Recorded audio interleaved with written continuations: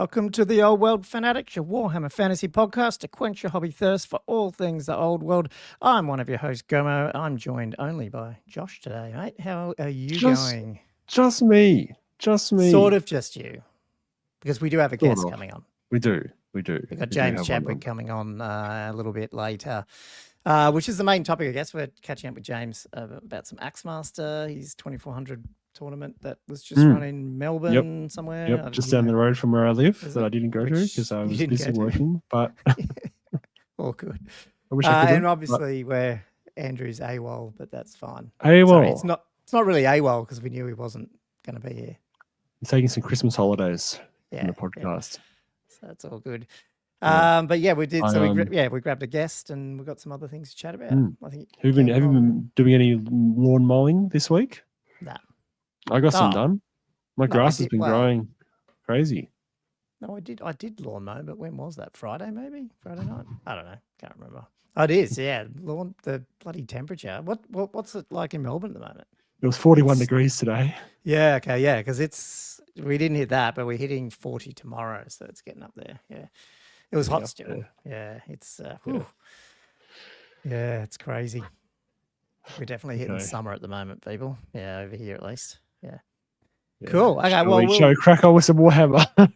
Crack on with some Warhammer. We've got we will drop out at some point, and obviously to the interview with James because we recorded that separate to this one. We recorded that before we recorded this as some kind of crazy time warp. Yeah, time warp. So almost as if we can talk about that knowing what we already talked about, and if we have little in jokes going on right now, it's because of the conversation you're yet to hear. We already knew. That's right. Like, for example, is his name James or is it Chad? And which Chad or James are you turning up to? If you see him on the RV list, if you see him on the participant list, one of them is friendlier than the other one. That's what we wait. Was that on air or was that after we stopped recording? Oh, that might have been after we stopped recording. So that's even more of a thing. That's even more on the level. Yeah. That's good luck, guys. Yeah. Good luck working that one out because maybe episode 100 will release some of these non-recorded bits. Yeah. Cool. Anyway. One thing I did ask him about was right at the end. So people that are listening to this will want to get to this. I got his opinion on the 6Z Slanesh spawn anatomic construction. Because he is a fellow veterinarian. That's right. But it's a professional opinion. Yeah. So guys, definitely worth it. Definitely worth it. And you also got, and he also gave you some other insights to some of the other figures out there. Oh, he did. He might be a little bit the whole spawn family, the genus. Very questionable. Love it. We can make this a whole show soon. Cool. Well, maybe you should consult the Games Workshop to design their figures or to help feedback on their figures. But yeah, that's all good. Should we kick into our thank you for the patrons before we pump straight into it? So anyway, before we do kick all off, we do like to give our patrons a shout out, and it's pretty usual, obviously. Podcasts like ours, YouTube channels like us have a Patreon following, and ours is no different over on patreon.com/oldworldfanatics. You can go check out the tiers over there, get access to our private Discord channels, chat with the other patrons, throw us questions every week like they do, and just generally have a nice little cool community over there. You also get the shout out, which we will go through now. We're at 45 paid. Awesome. Thank you, patrons, helping us keep turning up, which has been really good. So anyway, big thank you to Nick, Grant Vander Bosch, Chris Bowler, which I'll bring up again in a minute, Chris, because we are doing a few things with him at the moment. Drunk Hammer Nate, Ben, Shooter Louie, Eugene Chafor. Now, is that acceptable? Yes, that's the one I want. Okay, cool. Awesome. Yeah. Although I think, did he change it last week, but not on his Discord? I can't remember anymore. I can't remember. Anyway, I'm happy to see that it's back to Eugene Chafor, and that's all I want to see. Edward Fawcett, Cam the Dentist, James McClellan, Liam Fallon, Tommy Kublin, Jay McBride, Flatwell's Edge, Sexy Jelly, Herald of the Old World, Keel Hurd, David Dodge Lancaster, Tommy Dogs, Matthew Klein, Thumper, Matt Morris, Thomas Vavasow, Griff, Jess Tools, Wood Duck, Josh Griffiths, Ninanawam, Daniel Broadstock, Jonathan Wengler, Elliot Mitchum, Gilthos, Draconos, Diesel, Danny Gamer, William Payne, Robert Z, #Justice for Harry. I mean, is this still Is this still related to my breach of privacy breach? Yeah, well, he wants hashtag justice for Harry. And his I don't icon know. is two fists with a handcuff between them. Handcuffed, yeah. Andrew Harris, Bobby Nice. Gherkin, Gumwitch, Sean Ritchie, Todd Lloyd, and Chapstick. So, It's not quite puerile enough for me, but I enjoy it. I still enjoy it. He's got a joke happening there, which is good. So He does. people following along. A bit of a plot line. Yeah, that's right. If you're not on the patrons, that's all good. Check out YouTube as well. Hit the like, subscribe, and comment on our videos because that does help the support there. And with that, I just want to give us and Chris, thanks to Chris Bowler, one of our patrons, helped us build up the Throne of Skulls giveaway video that we did last week off our live stream, the back end of our live stream last week. Our first ever Fanatics, Old World Fanatics live stream, which went off okay, except the joke on me was me talking about my microphone. Do you remember this? Yes. This was so fucking hilarious. I can't remember. I did record that, didn't we? That was on was that on or after the live stream that I talked? I think it was afterwards. You were regaling us with that ridiculous story about how. Yeah, well, I'll just repeat it because it was sort of funny. It doesn't take long. It was another podcast I ran, a tech one, where we were talking about how, what you have to do to post-produce and all that crap. And I said, well, one episode I did went for like 40 minutes. And then after it was all done, I realized I had the microphone plugged in wrong. And so it's still, you could hear it was fine, but it was just not very good. And so the next day I transcribed my part and then redid my part, like as I listened to the other bit and then put my audio back in. That's incredible you managed to do that. Yeah, my co-host didn't even know. He just thought it was all right. And I went, yes, that was me re-recording myself. So I had to do all the little laughs and all the little like joke bits and stuff.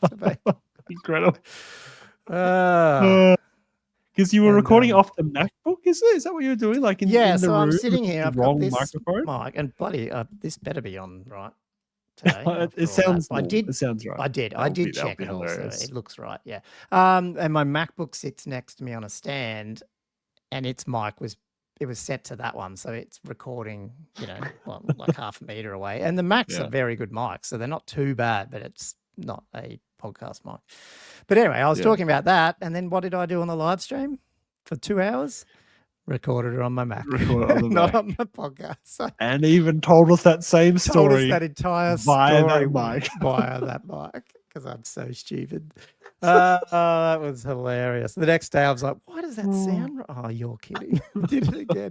But this time I did not re-record it. I just went, fuck that. Oh, man. Just deal with it. Yeah. No. Yeah. Like it was 2 hours of it. And we're at episode 70. Were you saying that one you did record? It was like your third episode of that. Yeah, it was the third episode. And yeah, exactly. And you're trying to be a bit professional. Oh, well, Fanatics isn't professional. It doesn't really matter. Now we're just letting it all hang out, are we? Yeah. Well, I did do a little bit of post-processing on my one last week on the audio only because I basically pulled the separate tracks and then bumped mine up. So I was trying to be level with you guys. But the YouTube video went out as it is.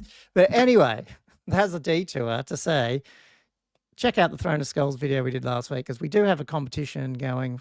Chris, one of our patrons, if the first time listening to this, has donated a Throne of Skulls ticket for next Feb over at Warhammer World, and we have a video out of how you can participate in that competition, I guess. And we've got a few good entries in there. No, we need to get a few more in there. It's a bit tricky. It's basically it's not that tricky, but it's basically got to like, subscribe, and also tell us if you go to Throne of Skulls, what character and ridiculous sort of magic item combo are you going to take? It has to be pretty weak, pretty poor, pretty funny, whatever. And whatever we vote will end up, we'll give that away and someone will get a ticket and they can go to Warhammer World and play Throne of Skulls. So amazing.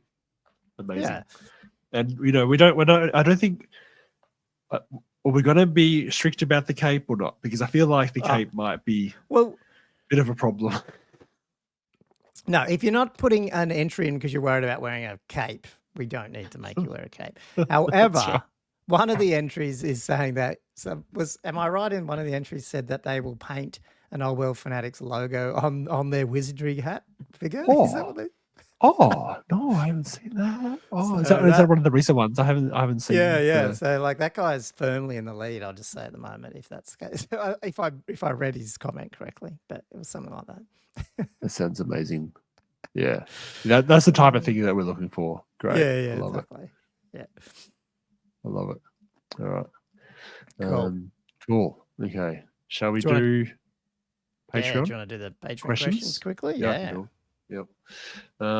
So we've got a couple this week. So Sean asks, oh, This is oh, almost a wise. therapy one. I love it.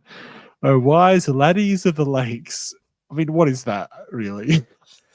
I don't know why it opens with that. Is it supposed to be I don't live near a ladies of lake. the lakes? I think maybe it's a. That he's spelled But that's that. I feel like that. Yeah, lady of the lake, laddies of the but lakes. it's laddies of But the that's lake. laddies of the lakes. Yeah. We're all different lakes, I guess.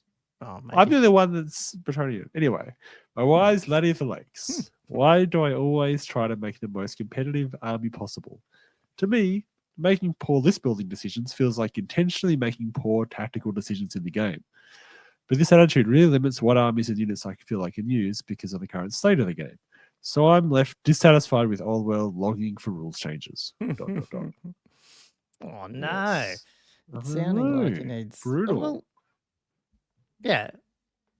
What do you think? I don't know if it's so much a question as more of a comment. It's almost like a on the state of the rhetorical game. question in a way. Yeah, but the thing there is a like, question mark or two in there. Yeah, the thing that came to my mind when I read it was like I totally get what he's saying, but then and I'm not as competitive, you know, like as in at least skill wise or whatever. I don't end up playing that great, but I do feel like you can take a competitive list and then just add something in that's maybe a bit fun, or you wanted to take that unit, so you don't cripple your whole list based on it. And one of the things I thought about the other day when I played Andrew was, you know, I just put those squigs in because I thought it'd be funny, just get some hatred, 2 attack squigs against some dwarves. They basically killed 3 dwarves the whole game and then they died. But did they lose me the game or anything? No, and they probably wouldn't have anyway. You know what I mean? Even if I lost, because I think it was a draw or whatever. So I think you can still do it. And that's what maybe will get you out of the funk of being dissatisfied, because then it does open up. You know, like if you're playing Empire and you're struggling, and you have, like, for example, you have to take XYZ with Empire to even be a chance, but maybe you do want to throw in a few flagellants, I don't know, to kill those dragons. You know? You're not going to give yourself, by doing that. I agree. I guess it does speak to the fact that there is quite a steep slope at the moment between units that are considered viable, and there's a big drop off to the others, I guess. Yeah. And so taking those less powerful ones, it does feel quite different. But at the same time, I feel like sometimes these lists, the way they're designed, where often it is based around like a dragon level 4 and that type of thing, and they're the ones doing all the work. So a lot of the time, the rest of the lift is a bit peripheral anyway. So it's like just really throw in whatever you want. Yeah, you're not going to lose. Yeah, if you're playing your high elf, Sean, and you've got your star dragon and all that, you're not going to lose if you bring, I don't know, what's a fluffy bring some high white elf? lions. Yeah. Throw some white lions in there. I don't know. Like, yeah, you'll be right. Yeah, no, I think that's true, Josh. At least, and I don't know what that says about the state of the game, but it sort of is true. Yeah, I think there is still some flexibility there, as we'll discover shortly when I go through what I'm trying to work out for Cancon, is that you can make some concessions without really feeling like you're taking a crappy list, but maybe making it more enjoyable, I think. You know what I mean? I think ultimately, we play this game to have fun, really. And if you're going down that competitive rabbit hole too much, I think the weird side effect is you can start to feel a bit like that. Whereas I think you got to get the right mindset, I think, sometimes for these things. And let's be like, sometimes, like, it just keeps evolving anyway. Like, I know things like cattle are always good and dragons are good and all that, but you know, some of the meta choices now were things that people were like not talking about too much. Like, I mean, the example would be the big block of royal archer dudes. Like, no one was thinking about Raw Host at the beginning. They were all talking about Mortuary Cult. Yeah, now Mortuary Cult's still good, but there is different lists out there potentially to just play around with, and I don't know. It's if you bring something left field and you're a good player, that probably gives you a bit of an advantage a little bit. Because people haven't seen this stuff, you know. Yeah, true. You might hit on gold. But yeah, you do still want to be picking something that's fun to play though. And I'm not convinced that massive block of poison archers. No, I'm not. I'm not saying that, but yeah. But yeah, no, I get what you're saying. I'll hit the next one because it's sort of related. Because Miss Junk then asks, do you think it's appropriate to ban units because they're too annoying? Which then goes into a different topic about comp, and is that a way of sorting out, those really powerful choices? Well, not necessarily powerful. He's asking the annoying ones. Yeah. How do we define annoying? Yeah, and then should we ban them? Yeah, I don't know. Like, what is an annoying? To me, it's I don't know. I don't think there's anything too annoying. I wouldn't ban stuff. I would just limit the size. Because I guess you'd either define annoying as too powerful for what they are, or too hard to kill because they're mobile and they spamming some sort of flaming pillar or something. Maybe at you. Yeah. They're about to find out about pegs this are episode. Another example too, aren't they? Like pegs are, you could say, are annoying because they're very powerful. They can do 360. They can do all this sort of stuff. It's not really that mobile. They do that. It's just you can just make your whole army basically that almost, and with the characters in it, make it even worse. So maybe the pegs. So would you put dragons in that as well? Just really annoying, mobile. Well, because you could. Well, even if you did, you couldn't just ban them because then you don't have them. So that's why I was saying I'm probably not for banning. I'm for working out, and that's where the Throne of Skulls thing is interesting. Where they went, you can't have 50% of your characters. Was it 50% or 25% of your character allowance? Yeah, no more than one character can't be more than 25% of your army. Yeah. And I think that's wrong, but I think what they're trying to do is right. Yeah. Like I think, it's probably more like, I don't know, 40% of your characters or your army can be characters or whatever it is. Make people make the choice. And there certainly should be some, I hate to keep saying, 6 Ed did some good things, like make use of the slot things a bit better, more than just percentages to limit things, or put some caps on the size of some units. There just needs to be more harder choices. There needs to be more restrictions. Sometimes the more unpleasant stuff is a good thing. The pain is pleasure. Yeah. Well, don't you reckon half the problem all the time, apart from the big uber powerful dragon character, it feels like it is spamming is the problem. So when you can take something good and then just take it all the time, it's either take it all the time, it's in every list, or I'll take up to the amount I'm allowed to take. Like I'll just absolutely.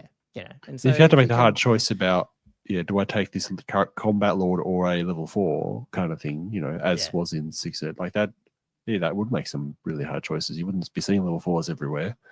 Yeah. And you wouldn't see guys on dragons everywhere. I mean, you could have level 4s on dragons, but but you'd probably have people going, well, I'm going to do a magic heavy army, or I'm going to do a combat one, so that's sort of what you want. Yeah. I feel like that's the more of the flavor coming through, rather than just everyone having everything open slather. For sure. This is sort of related, but I'm never going to ban any. I think is ultimately though, I probably wouldn't ban anything ever, really. Like, especially if I was comping something, units that I feel like would be too powerful. As I did in Cancon, it's almost like you got to take it in the context of the list itself and go, how is the whole list functioning? As a group, is it not going to be fun to play with? Yeah. Like, would your view have been, because the only thing I would say that does get banned, and I'm not annoyed if it does or not, but I think it'd be nice to not, is like special characters and even allies. Like allies are banned, which I sort of get, but sometimes I wonder if that, I don't know, does that hurt us? But like, we've gone down this meta pathway very quickly with AWOL, and that's just, I think, the era that we're in now with the internet, that the good chaos list is Information. this, and this. But suddenly, if you go, well, you can, allies are always available. Yeah, okay, it means dwarves are going to ally with something and bring this Uber thing in, but it's just the number of combinations then become quite fresh again. Even though, it sort of breaks. That's not the bad. That's not the immersion and worst all that point. stuff. It you not know. necessarily. I mean, if you do it right, it won't. It could be done very thematically. Because I they think do have that didn't Paddy matrix. bring some high elf Something allies like that, yeah. with everyone else to Something like that, yeah. Because there is Castle that Assault, maybe? matrix, and they get certain. Yeah, like they're can't quite do limited leadership with or which you ones you can. can pick, and then the whole ally contingent needs to follow the full army construction rules. Like as So a hobby, it's we not that like bad. Games Workshop go out and go, here's special characters, here's allies, and then for some reason we all go, oh, we're not doing that, and then oh crap, the game's like stagnant and the meta's all small, and it's like, but we're not using all the tools at our tool belt because we're still, that's a good we're point. I stressing wonder out if about 8th edition, I don't know. Yeah, I wonder if we're being too harsh on allies. Just the concept of the potential of pulling out some weird and crazy combos. When so far I haven't heard of any particularly game-breaking allied combinations that are really powerful. I haven't encountered that myself. The only challenge there, I can't remember, is the legacy faction. So because they wouldn't be listed in the allies of the other. Is that right? Like, the community might have to come up and go, well, this is the full list of allies and the matrix. Is that right? I think they're not included. Yeah, they're not in the matrix. You're right. Oh, that's a headache. Maybe that's why it wasn't partly why. It could be that. Yeah, but it'd be nice if that we could. It would be nice if the legacy armies are included. Makes the army builders a pain in the ass to sort out, but it is interesting. Like, I don't know, I'm just giving other options here, but yeah. Cool. No, this is and then what else did Miss Chunks say? So they said they also just finished their first one-day tourney ever and had absolute blast. Went 2-1 and finished 6 out of 14. So I remember Jay asking about how do you get started in tournaments like a few months ago. Yeah. And they were a bit unsure about how to do it and that type of thing. So I'm glad that they've gone in, done it, and had some fun because it is fun. It's not overwhelming. Like it's really just a day of just playing some games. It's really it's not really an intimidating process. Yeah, he took demons too. I'd have to have a look at that list. I haven't pulled it up yet. Oh, you pulling up Holiday Bash for the Old World. Oh my god! How did you find that so quickly? How, Gommo? What online system are you using there? That's Old World rankings. Amazing. I went to. Oh, I love it. Actually, you don't even need to do that. You can just be in the. You can just go J. Oh, I haven't. Oh my god! I haven't actually used that search bar yet. That's amazing. There we go. 6th. 43 points. Yeah. But now I haven't loaded. We're still going through loading lists and need people to add lists. So add lists, people. But yes, demons. Cool. Yeah. Very good.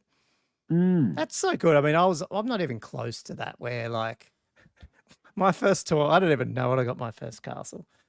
I mean, right down the bottom somewhere where you get these people that are like, even now our next sort of guest, he's played a fair bit earlier, but hasn't played Old World.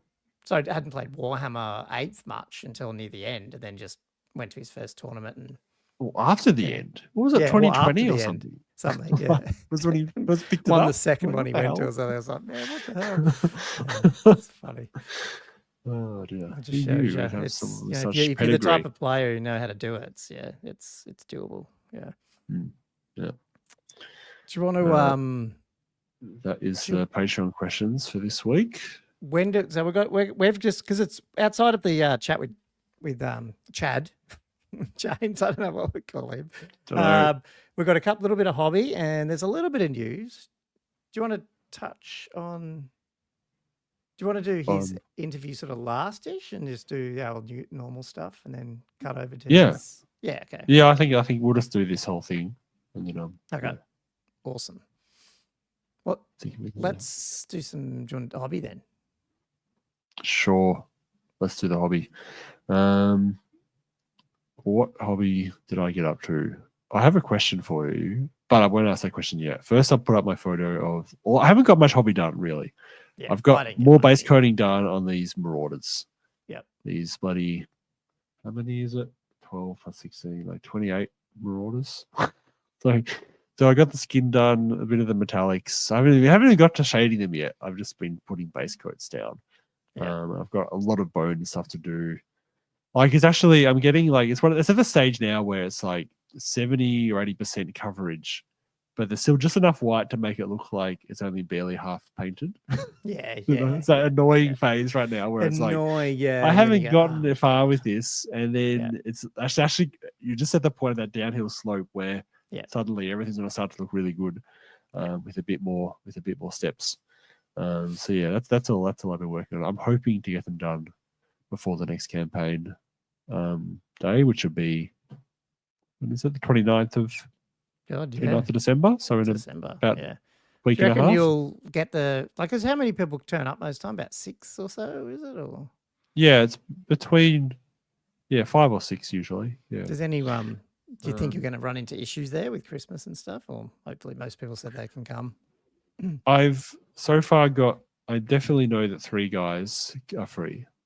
Oh yeah, cool.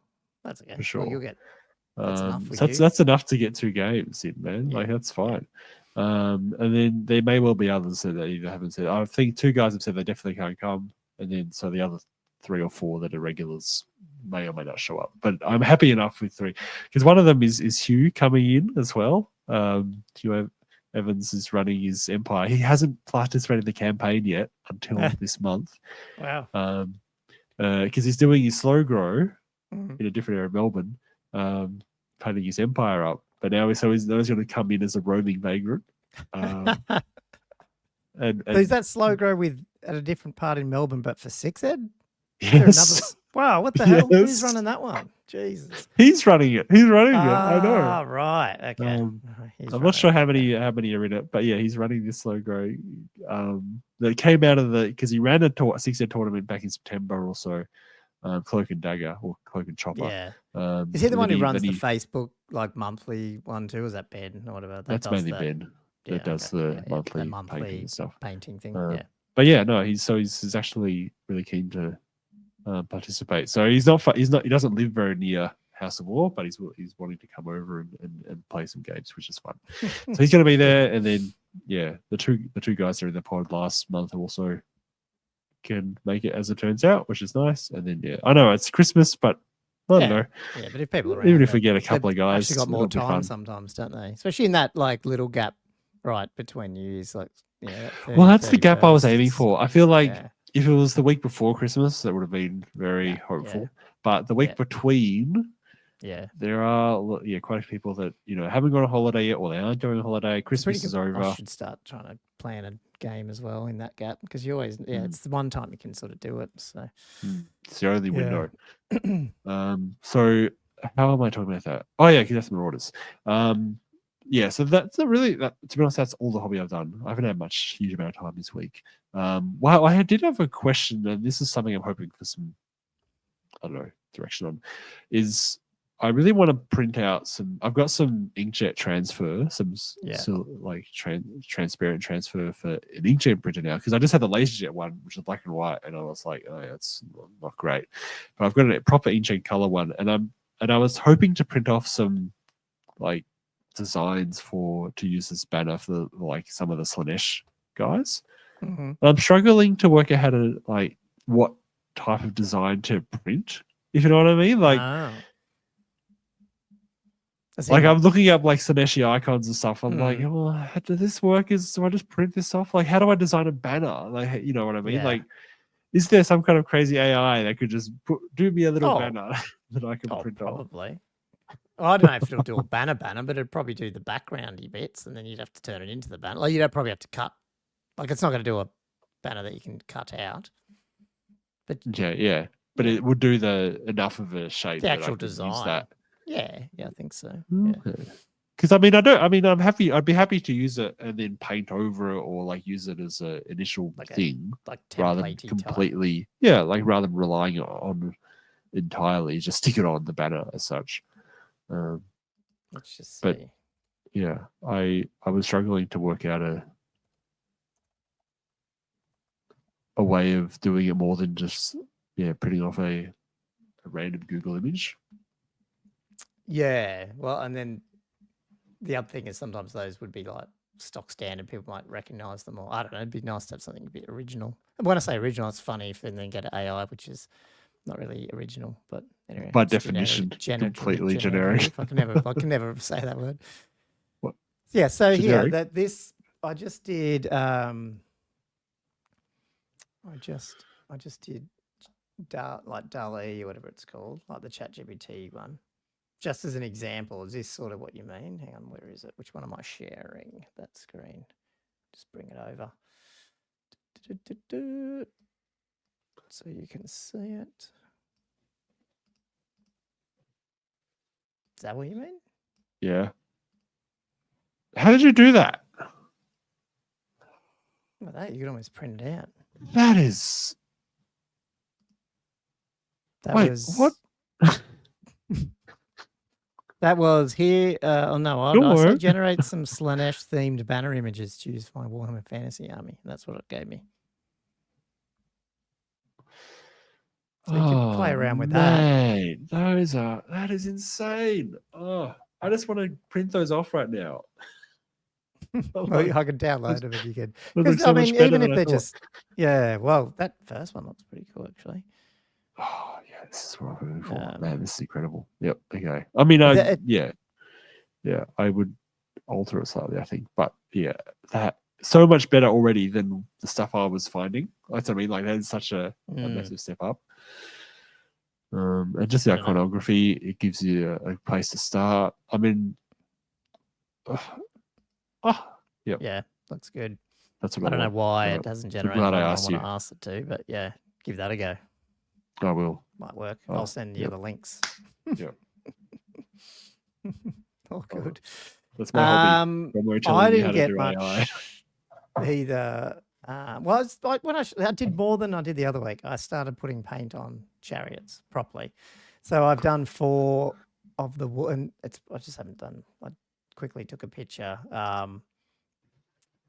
I've just done the walls basically with like 3 different layers of contrasty stuff up to their back, like with that dark back, and then I've got to do a lot of shading on them yet and sort of highlighting some of their stuff. But I just wanted the walls done, and then I'm starting to do the chariots, and I was playing around with some different like like metal base coats for the different, because I'll probably just go like I want to do them fairly quick, so I want just like this is one of those army paint.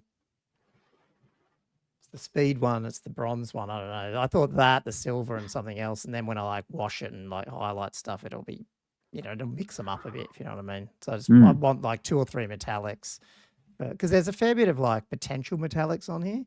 But I also, I'm doing a lot of red on my ball boys on their shoulder pads, and then like chipping that with metal, like with silver, so it looks like a metallic, shoulder pad, but it's red. And I'll probably do that. You can't really see that here, but it's sort of got these little armory bits hanging off. So I might do that like red. So that way it'll tie it in. And then I think once the chariot's done wood and some highlighting on it, and then when you got the goblin on the back that's green, I think it'll pop a bit more. So I think it'll come out okay. Course. It's just you give some nice vibrancy getting the goblin painted up. Yeah, because the actual chariot and all that's going to be fairly just dark wood with metal. But I think with the goblin and the green on the back, and I'll highlight up the wolves like tails and stuff a bit more like those, because I've gone non-grey. I've gone for that tanny type colour wolf sort of style just to see how that works, because I hadn't painted one like that before. And you better dry brush that up as much as you want. You could get them quite bright. You could have some lighter, some not, and stuff like that. So it's, and they're pretty quick. The worst bit is one of the colors I was doing. I watered it 1 to 4 with the contrast medium. That's just a pain in the ass, but anyway, it's what it is. It worked, but I'll need to. I would rather just get something out of a pot, but it is what it is. Yeah, so I'll have these 4 done, and then it depends on what I do with this list, which we can probably talk about quickly at some. Well, we can talk about that soon. I don't know when. Yeah, shortly. That Cancon thing, because I'm playing around with. You've got Cancon. I've got the Old Hammer 1750 So you've got like a bigger Oh, list to fill, and I've and a got a big, smaller yeah, one. So I get the it's smallest. sort of interesting. When is that? The Jan tournament? 18. So a little bit the week before CanCon, I think it is. Yep, the week before. Yeah.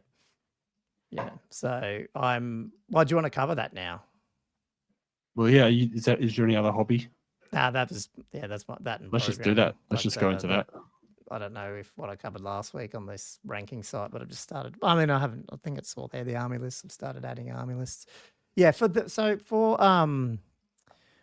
this one, so I've got I'm thinking two things with the Old Hammer 1750, and that is, and yeah, like as I found out, I was doing lists and then didn't realize I didn't have the players back. So because they put it in like a comment or something, I don't know. Like Andrew had it, and then I didn't. So like I gave him a list, and he's like, "Oh, it's good, but you can't have a level 4 or whatever it was." I can't remember what he said. I went, "Oh, where's the player pack? I didn't even know it was that." He's like, "Yeah, it's buried in a comment somewhere." I'm like, fuck's sake. Anyway, so yeah, the comp is like, well, and you're gonna. I think they're using 3 of the scenario, like they're using the square based layouts, which is a bit annoying, but it is what it is. But that's cool. So the player pack looks really nice. It's all designed up nice and all that stuff. So 1750, I think max 25% for a character or 50% of your character allowance. Can't remember what it was, but I think it's 25%. So they've sort of taken that same. That's a Throne of Skulls. But because it's 1750, it's even more limiting. You can only have a level 3, one level 3. All? Yeah. No level 4s at all? No. And then you can have any number of 1s and 2s. Rule of 3 or rule of 6 for core, I think, is the other options. There's stuff like that. So I'll need to, so I was looking at a nomadic wire anyway, and that's when I'm like, well, I might as well use this as an excuse to try and get something done. And because it's 1750, it's a little bit less to paint, you know what I mean? I'm still a bit worried because when I built this, it's, there's not that much time given it's holidays and I'm doing other stuff as well. But anyway, this is one of my options. And this one's actually above the point limit at the moment because I was playing around with something. But basically, it's going to be like Black Orc War Boss dude on a Wyvern, a level 3 Elementalism on a War Boar. And because I've taken a Black Orc, I can take Black Orc Boar Chariot in. Oh, and sorry, the scenarios are all about like banners. There's 2 of them that are to do with banners. Oh, okay. So the good thing about the core units. Oh my god, you have so many center bearers going on. Yeah, the Black Orc Chariot can have a banner. And then I've just done these Wolves Chariots. How many this wolves? Is the issue. So 1, 2, because I think core I can take more than 3, so that's why I've done this. Rule of 6, is it? Yeah. Right, for core. So I was going to put like a little unit together because this is what I started playing around with. It's 2, and then I've just got solo chariots, a few 3 of them solos standards, and 1 pair, just to bump I need to get to core. and then the Black Orc Chariot as well. Okay. Yeah, and then a big unit of all 8 Boar Boys, Big Ends, Red Raggedy Flag, all that sort of business. So that's my hard hitting unit, and 2 giants. Yep. And 2 giants. Yeah, so it's just like chariots with standards and stuff if I need them. Otherwise, I can just charge and just die and stuff. But then I've got like a boar unit that does, I don't know, 28 attacks or some shit, and then 2 giants and a war boss on a wyvern. On a wyvern? Punchy. Oh, okay. Yeah, he's pretty punchy still. Sorry. That was one idea. But what I started playing around with now, and that's why I've screwed the points up, was that'll be so much fun to play and play against. Like, I think that would be just a really fun game. Just have crazy chaos going on. Chariots everywhere, blowing up, crashing like into what stuff. You talked about, and I'm not used to doing this, but you would be as a Brett player, is like multi-charges. Like they're all single chariots, but if you got like 3 of these in plus something else, that's a lot of impact hits and plus other damage. Not even that many. Yeah. And then if you've got stand and shoots, it's like, cool, shoot one of them. I don't care. Yeah, I'm charging. They're only 60 points each. Yeah. Doesn't matter. But then what I'm playing around with, this is the bit I just don't know if I'll fit it in without losing a boar boy. Is putting a goblin war boss on a chariot and having him join one of these units. So like he gives a bit. Has he paid for a chariot in that list? Like is he on a chariot? Well, he has to be. Oh, so you've got another chariot. Yeah, yeah. So So he you've would got be on a the chariot 5 Goblin Wolf chariots and a Black Wolf chariot, and then also a Goblin War Boss on a on chariot. a chariot. Yeah. Yeah. But I mean, it's like, I mean, he's 156 points for like 4 attacks, weapon skill 5, like great weapon. Like he's, I don't know, like he's, I don't know. I don't know if Yeah, it's worth that bringing, will but hurt. Like, yeah. no, I think because the way you want to concentrate fire, like you do want to be able to get a little bit more punch if you're only going with one other chariot into something. Yeah, yeah. Ideally 2 other chariots, but yeah, having some extra attacks in there just to make it a bit more reliable than completely relying on the D6 impact hits. The other thing I like about this is like the orc weird knob, Totally. because he's got lore for me with TMP. So what I like is like trying to put the boar boys or even this unit of chariots with the goblin war boss in it, like just in a real freaking annoying spot. I just got put it over there, and now you have to worry about this, little unit of chariots, but can put out some damage if you let them get the charge off. I was considering, and I don't know if this is that magic item where the goblins get extra attacks when he's in the flank. Yeah, the backstabber's blade. I was like, is that worth taking on him? I don't know if it's. Oh, that's goblin. Oh, hang on. No, goblin bosses is the whole thing, isn't it? Yeah, It's not it just- is. Okay. Yeah, so you can take it. If the Failed wilderness to wounds, and if you're in the rear, it's failed route to wounds and hits for 25 points. I don't know. There's something there. Like I'd have to cut some things, but I was like, the other option is maybe drop him back to just a boss. That's the other thing I could do. Drop him back to a. you would need boss. to play test that to Yeah. know if that's actually worthwhile paying or not, because you might find in practice getting it there. Yeah. it happens once a game and then you forget to do it anyway or something. Yeah, exactly. Yeah, totally. So that was one list, and then the other list I just threw together before, because yesterday I was thinking about it, is taking my demons. So I guess if I can't get this one painted, I could fall back to demons, because all I need to do is like work out all the base adapters, and they're all painted mostly. Okay. Well, so this list is over 2,000 points. Oh, that's because I was playing with the demon prince thing. I'm like, okay. Yeah. Okay. Yeah. So, so just one lord of change then. Not one the lord of prince as well. change, level 3, flies around, all that sort of shit. Lots of chaos furies, 2 units of So pink 3 horrors units with of banners, chaos furies. Yep. 3 flamers of Zench on level 2. So just maxing out level 2s, all demonology. So just magic missiles, and then 4 blood crushers with the -1 weapon casting banner thing as a bit of oomph. That's all painted. It's a lot of magic, sorry, it's not. I only need to paint 6 flamers or something, and that's done. And that could be pretty powerful in a comp where there's no level 4s as well. Yeah. So the most you got to get is be +3 to dispel. So running around with a lot of level 2s might be the go competitively. Yeah. I'm not sure how much fun this would be. Yeah, I know. I'd rather the orcs, to be honest, but yeah, it's just got to paint them. Yeah. Yeah. Anyway. Yeah. They're the two I'm playing around with. Could be a powerful thing. That makes me think as well. The Sisters of the Thorn in a comp where there ain't many level 4s would be a bit terrifying. Yeah. It's funny how different comps and different things, it causes unintended consequences of those decisions. Yeah, totally. So this is the fun bit, isn't it? See, as long as it doesn't bring the same things out. That's what I didn't like about the Throne of Skulls thing. It's like, great, you solved like 2 things, the Chaos Dragon and maybe the High Elf thing a little bit. Yep. But you didn't, Bretonians just straight through, and most of the other ones straight through. Maybe the Wood Elf one, slightly less tank. No, he says tanky, but slightly less. He doesn't have an Ogre Blade or something, you know what I mean? But it's marginally help with the elves. The Chaos Dragon is completely unable to be taken, which, it's really, hasn't really solved anything. Nah, so it's just weird. But anyway.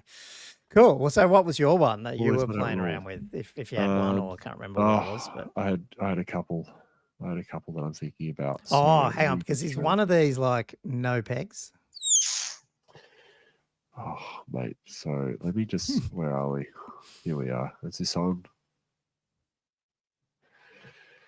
One of them. Only one? No. Both of these lists have no pegs. So I'm just trying to work out how to do it. So I'll do the errantry one first, because I was really judging, I kind of want to run an errantry list, Right. Yep. but I'm just not sure if I can. I'm a bit terrified of the fact that the entire list would be impetuous. Mm. Um, But it's got to but charge anyway, doesn't it? it's got to charge anyway. Because It's got an most extra of long my charge range. one is impetuous as well. Those chariots are all impetuous. So Those chariots are is all what it is. impetuous. So yeah, maybe I've got to start thinking yeah, it doesn't matter. just doesn't matter. Because this list, I'll just go through it. So it's got the Duke, with Virtual Knight in the Temper, and Ogre Blade, Syrin's Locket, just on a Bretonian Warhorse, not on a peg. Yep. Not on a peg. Not a hippogriff, not anything. Not a hippogriff, just Bretonian Warhorse. I don't have a painted hippogriff, but I didn't want one anyway. I didn't want any flyers. So this is like okay. No fly zone. So no hippogriff or peg. So he's just cruising around on his Praetorian Warhorse. Then I got a Baron, also on a Praetorian Warhorse. He's got Virtue of Heroism, Anointed Armor, Paymaster's Coin, and a Lance. So I got the two main virtues going. Paymaster's Coin just for the rerolls to hit, that kind of thing. I'm not convinced of the defensive kit, like Syrin's Locket on the Duke. What does that one do again?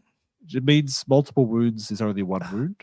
Yeah. Which is pretty good, but he's not as tanky anyway without the peg. You know, like he's only got 4 wounds, not 5. So maybe it's not going to matter as much.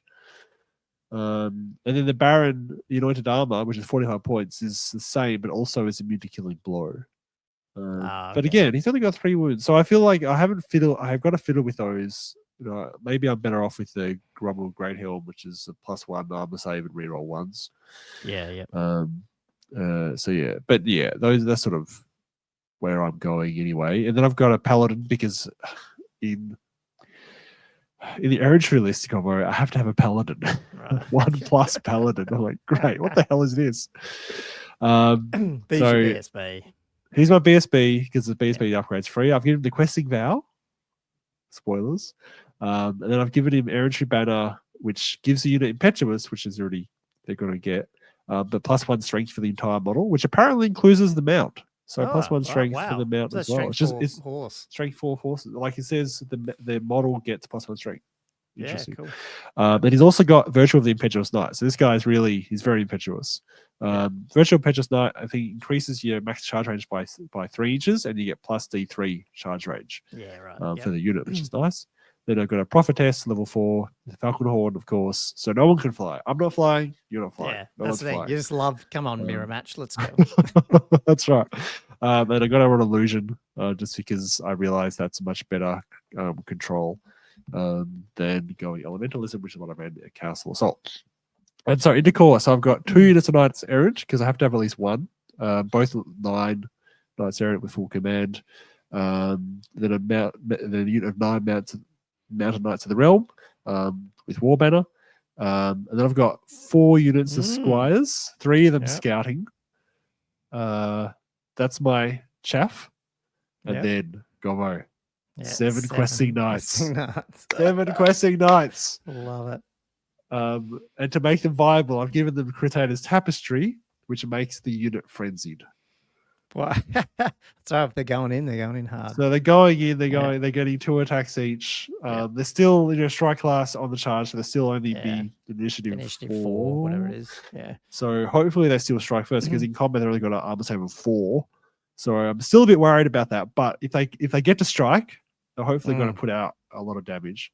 And then hopefully they're mostly charging, because I put the BSB in that unit, so they're getting an extra D3 charge range, with extra charge distance, and the extra strength as well. They've got what's the Bretonian Warhorse? So they'd be like strength 7, and the Warhorse would be strength 4 on the charge. So right. Wow.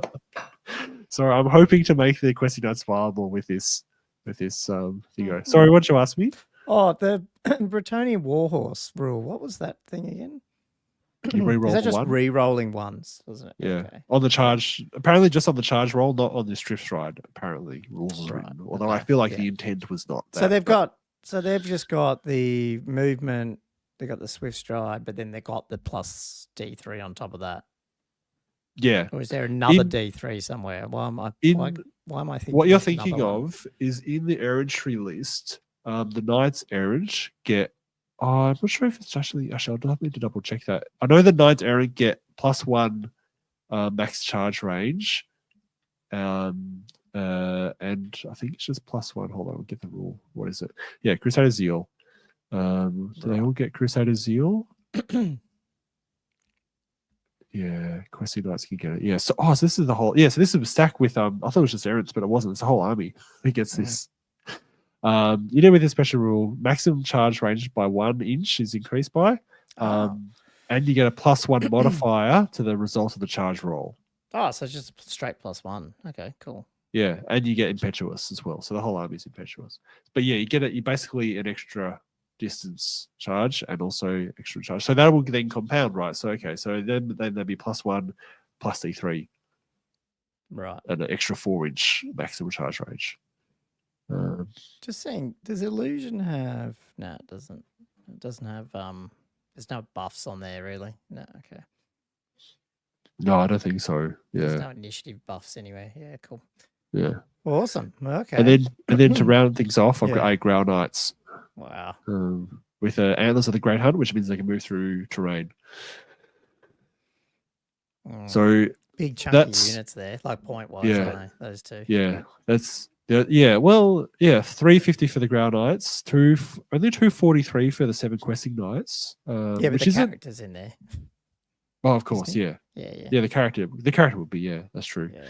Because the Mountain Knights of the Realm are 262, so they're actually for the rank and file is worth more. But that's 5 decent sized lances that I've got going on. That I'm hoping with the squires to be enough chaff to sort of get in the way. Hopefully, they're not very mobile once I've deployed them because they're only movement 4. Yeah. Hopefully, they can perform that function. Because the other list I was looking at was a normal Brett list. Who's got the Duke and Baron with pretty much the same loadout and the Prophetess as well.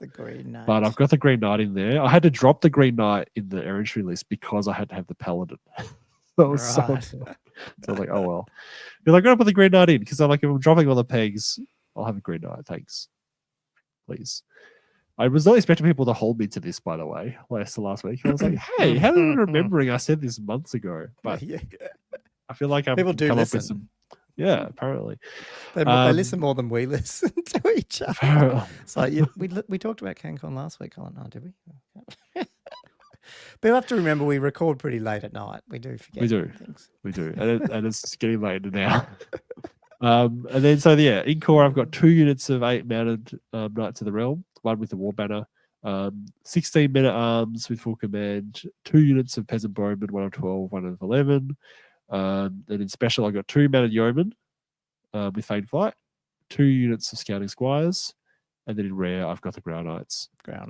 With a bit more of a kit out for the champ because they have the points. So Gaunt on the Jewel and Virtue of Confidence, which gives it rerolls to hit in challenges. So I feel like I don't know. I feel like this is your list that you know how to play. Whereas the other one's going to be a bit more comfort zone, hectic, potentially. Yeah. But both of them are going to be a challenge because you don't have your even in your 6 set you had pegs to help you. I've always had a bit more mobile and get where they need to be or get in 6 set just one or do whatever, They perform a function that I really rely on, which is psychologically everyone thinks they're going to do more than they did. Now in the old world it changes because they actually do what everyone thinks they're going to do. In 6 set I use them as bait most of the time because they actually often did a lot less than people were expecting. So I would just bait charges with them and then flee, which is actually a really important function for me because it does give you a lot of control. So running without any pegs is going to be a novel experience for me. You're going to have the decision. I'm going here for 3 days. Do I want to get? Well, that's the thing. Around for 3 days just for the fun of it. But that's fun. Because I would be if I was going to. It would be nice to at least have 1 unit of 3 pegs just to give me something to fly around. But, as a theme of it, and I don't know, I feel like the errantry war list might be, it's pretty hard hitting. That's the thing. I mean, I think at some point, if you've decided if you don't have flyers, you just need to get in combat because then it doesn't matter if they've got flyers because they're in combat. So you might as well just charge at them. And that's sort of what the other one does, potentially. Yeah, it's a massive charge distances that I can traverse, especially the Yeah. questing pass. Yeah. So Because they either got to yeah, take it or they got to flee, and then they're probably you're going to catch them anyway. I don't know. Yeah, yeah, it's potentially. and you haven't with it, played the entry one really, have you, in Old World yet? I haven't touched it. I've only played Yeah. regular Same. list. I haven't played any of the weird lists yet, really. I Yeah, don't think so. Time and to I'm start. thinking with the Duke and the Baron because I'm not sure I'm going to run them in units. Like I think I might just run them. They won't be able to be targeted because they're just on a warhorse. So I can just run them next to the lance and then just put them into things if I want to. Like they'll have 360-degree range of motion. Like they're almost. Exactly. They're you could even give them almost. that fly spell out of illusion. That's what I'm thinking. Like suddenly that fly spell in illusion actually becomes relevant. Yeah, turns into a little peg. I make them Pegasize. I can't charge with it, I think, because it's in the remaining moves phase that I cast it. Yeah. But suddenly Shimmering Dragon becomes relevant. You know, like I'm like, oh, okay, that could work. So I think there is some validity here that the Duke and the Baron, you could, like it is a shame that I lose the extra toughness, lose the extra wound. But I don't think it's as big as a concession as it might as people might think. I mean, the other thing too is sometimes, I mean, it's what you just said with the pegs. Like people go, oh, they're not on their pegs, so yeah, I will go. Like I don't mind if they charge me, but then they're just as bad charging. You know what I mean? Like you might be able to bait people into making mistakes because they just don't respect what they can do.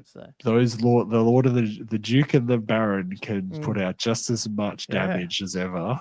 So maybe you're right. Maybe people will underestimate because going in with the Ogre Blade with the Knightly Temper, it's brutal.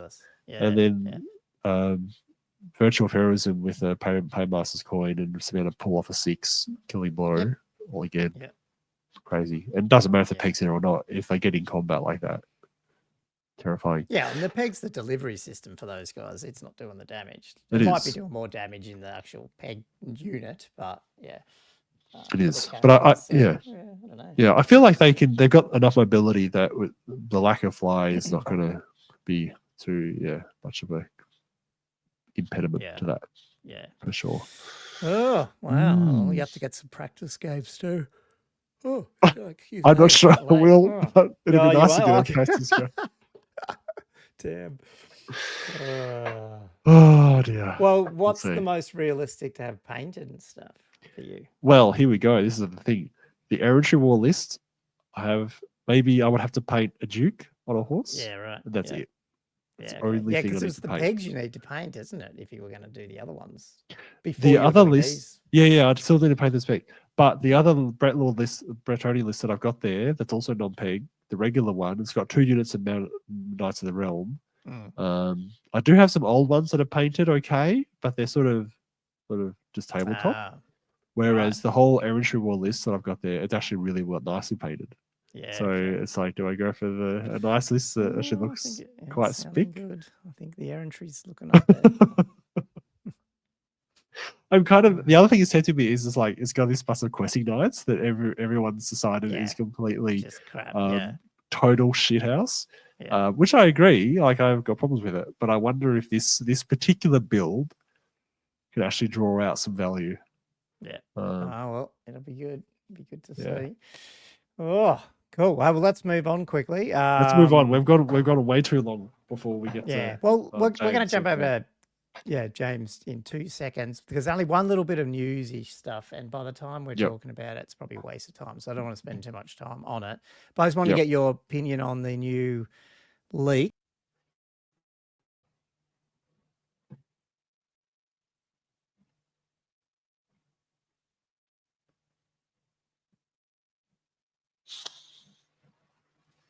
Cool. Sorry about that, guys. I don't know what happened there. I got booted out.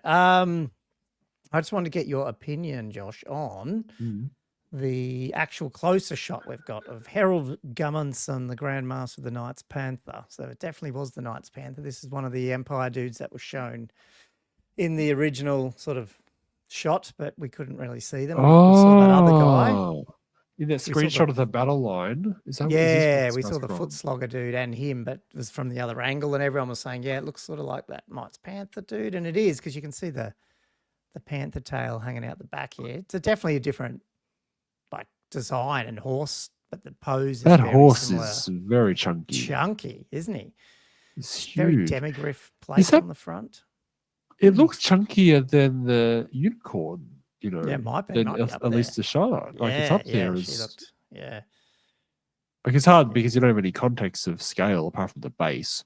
Yeah, you know the base is a 30 by 60. So yeah, and like I know, but yeah, like sometimes the angle of it, just like the unicorn, the angle was deceptive. Like you could actually tell what base shape the unicorn was on originally. Yeah, that's right. Yeah. But from that angle, yeah, that looks like a one well. It's funny. I think they've tried to show different, like when we'll probably already have this, obviously, when this goes out, because you got the other clips. Yeah, you can see the other pictures here, which are from different angles. Because even this, like, it's an axe, is it? And you don't really get to see what he's welding because of the way the picture is. So I think you're going to have to see this whole model to get its to get a real. Yeah, that's just the horse and the face of the horse. Just for me, my eyes go there, and the underside of the horse, and the dude's lost on it a bit. Just the paint. Absolutely. Just, I think that's the angle of the photo a little bit. Yeah. That it's just you lose because I keep looking at the chest of the horse. Yeah. And that's all I look at. Great job by the dapple, whatever they're called. I can't remember what it's called, but dapple. Sure. Yeah. Whereas all that other stuff at the bottom, I agree. All the stuff on top of the horse is very busy and confusing, and just the angle of his neck and the head with the shoulders sort of looks sort of disorienting. Face, yeah, I can see. And stuff. Yeah, but again, I think it's just the angle of the photo. He's a similar level of stuff on him as to the guy on foot. They got a lot of stuff. Yeah, this dude's got a panther head on his shoulder pad as well and everything. So it'd be nice to see what his back looks like because he must have that whole pelt thing down his back. Yeah, I don't know, something. Yeah, it'd be nice to see the other side. But yeah, it's certainly pushing that envelope of how much stuff they can put on these guys. In terms of how busy it is, while still trying to keep sort of a classic feel. Now, the only thing that I'm a bit, and this is my lack of lore, like Knights Panther were always those sort of blue color, wasn't it? The Knights. I think so.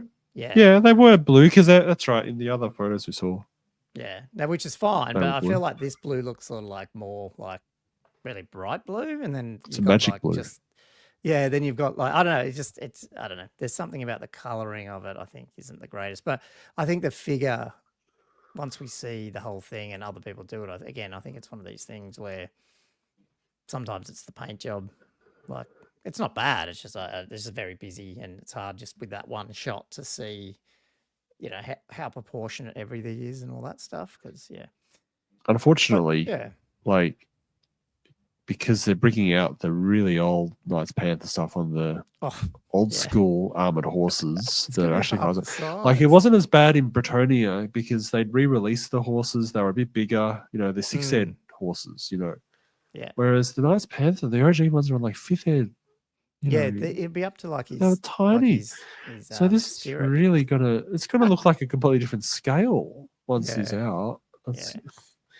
I think that's gonna be the thing that's discombobulating more than anything is if he's because he won't look like he's supposed to be part of the army. If you're fielding him with the miniatures they're about to re-release, they're releasing these the old miniatures with this thing, weird. And it is I fear. It is going to look strange side by side. Whereas I feel like the Bretts just passed it off because their model line was just a little bit newer.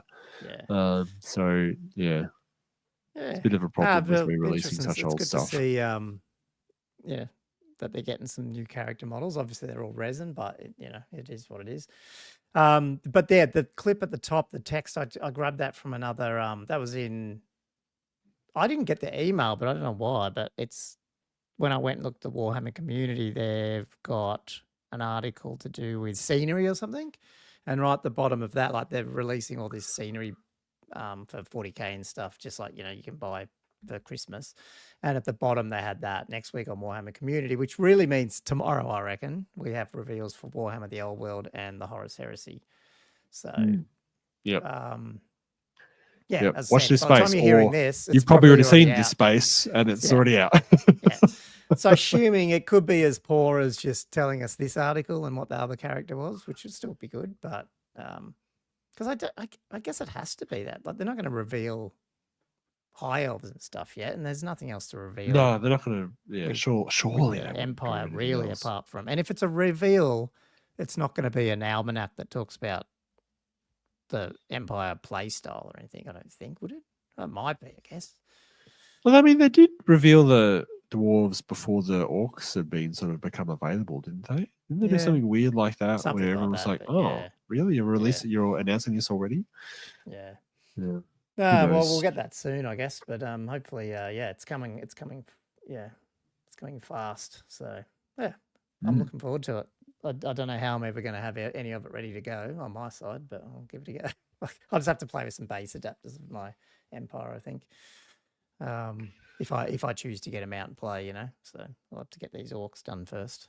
But that's what summer's for, man. A couple of weeks, sort of not working as much. So hopefully I can get some stuff out. If I'm not programming old world rankings, which I want to do as well. A lot of different regions hitting us up to try and get stuff on there, but all good. Hey, do you want to jump over to James quickly and then we'll wrap up the show after that? Cool. Let's do I'll it. transition over.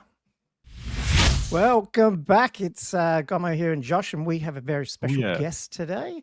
We've got Chad, or James Chadwick, I should say, but we're calling Chad here, who's just finished up a tournament this weekend at Axemaster down in Melbourne, 2,400 points. And Josh decided to get him on and I guess learn a little bit about him and also how it also went down there. So welcome to the pod, Chad. How are you going?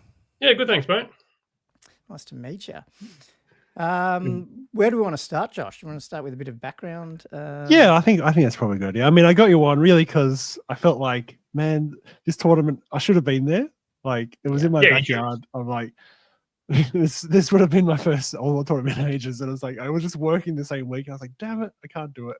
Better get someone on just to have some kind of representation in this tournament. It's a decent little one in Victoria. The first one we've had since, was it September? I think there was that little one in Chadstone. It was Churnside Park. Oh, Churnside Park. Sorry, not Chadstone. Yeah. I was on October, was it? Yeah. Okay. Yeah, it was my birthday, so can't miss that. That was your birthday? Yeah. That's a good present. They can't say no. I feel like that's how can they say no? It's like, what do you want to do for your birthday, Chad? Yeah. I want to go play Warhammer. Why not?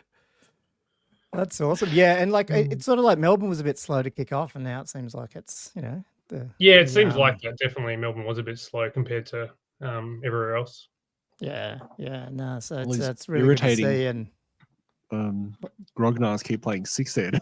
Yeah, I wonder where that comes from. Oh well, okay. Well, let's just kick off before we get into the tournament stuff. Yeah, obviously I'd never met you, Chad, and you said you hadn't been really playing that long, really, in the big scheme of things. Like, so where did that kick in, and how did you start playing Old World, and your background to the G-Dub hobby, so to speak? Yeah, like many people, I played as a kid. The Ringwood Games Workshop, when it opened back in like '96 or something. That was basically a childcare centre, and I was just a pest there, basically, back in the day. Yep, I remember those days. Yeah, it was good fun.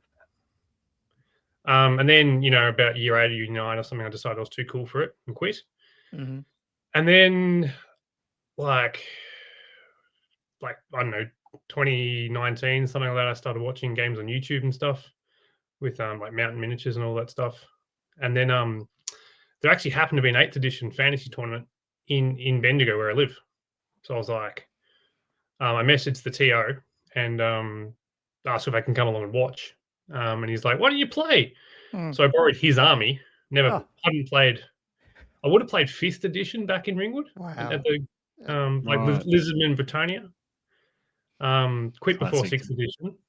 I played in that tournament, and then that was 2020, and then bought an Empire army after that. That's Bendigo Besieged. The next year, I came back and won that tournament in 8th Ed.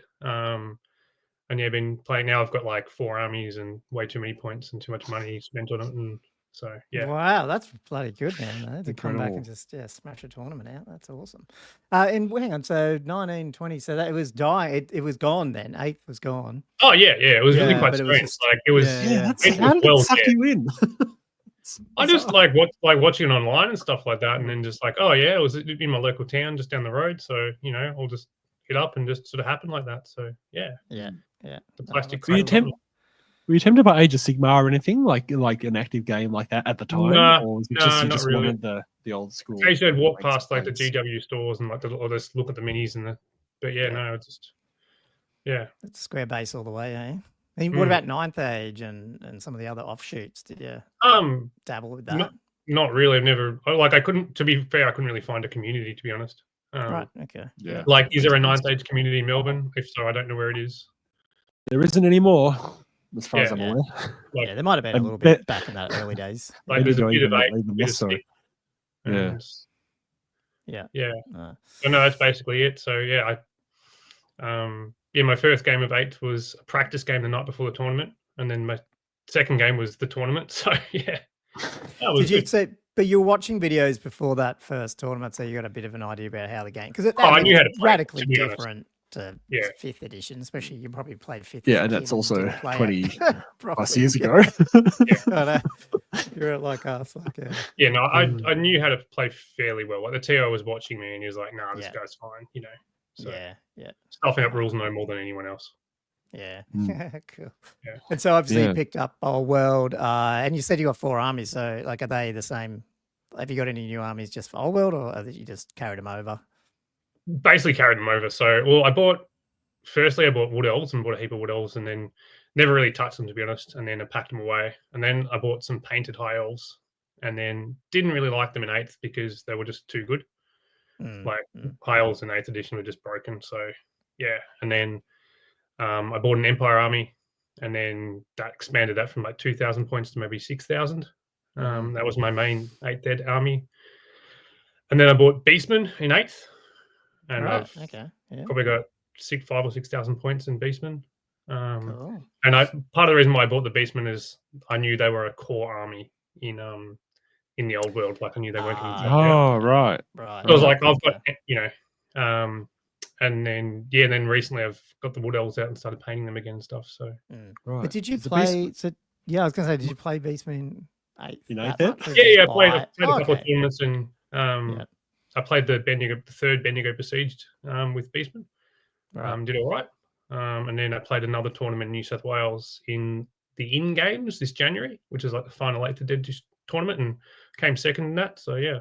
Wow. How big were these 8th ed? Like, I didn't even realize. I did know Besieged. some were there, but I didn't. Yeah, follow. Bendigo Besieged, I think I've run 3 times. It's been like around 12, 18. Yeah, okay. Last year I think it was 18 players. So not huge, but still decent numbers. Probably similar size, because I think numbers, yeah. that's what happened at Moab, I think, last year, didn't they? They had 6th and 8th running, wasn't it, Josh?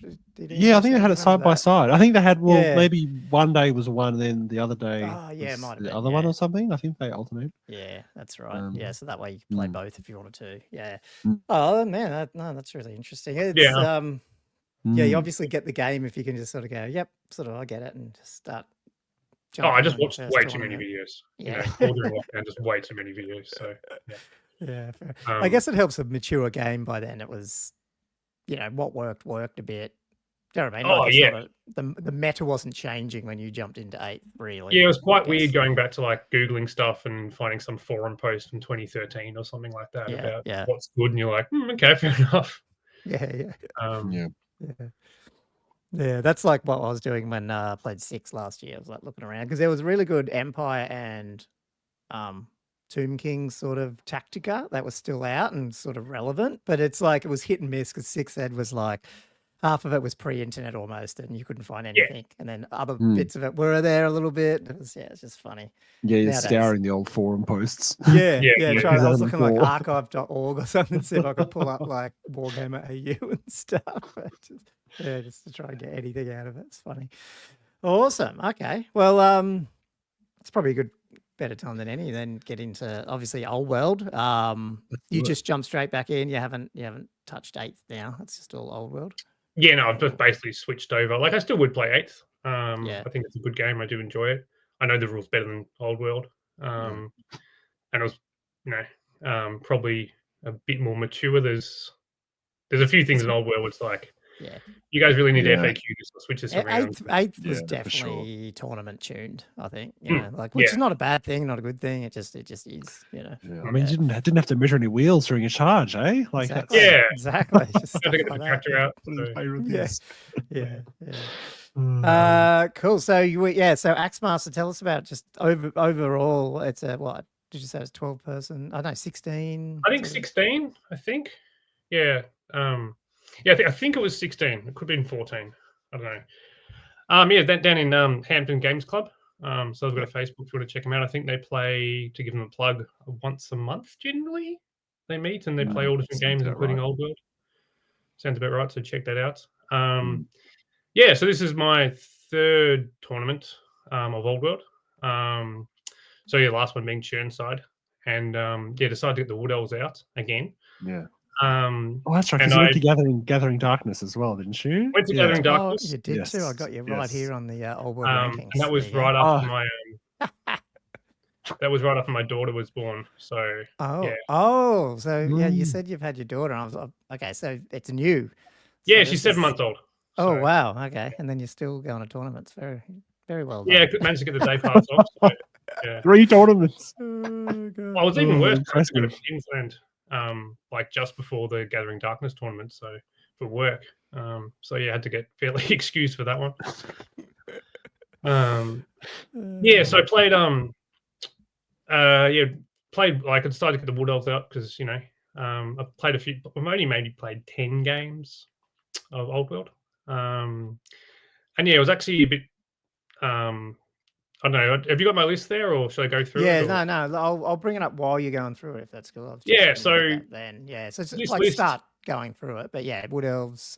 It's Wood Elves, and originally this list is basically what I ran at Churnside Park in October, and it's basically the best Wood Elves list you can have, to be honest, and it's probably one of the best lists. Like, it's top tier, and I played at Churnside Park. Now, admittedly, I missed the first game, so I sort of snuck under the radar a bit.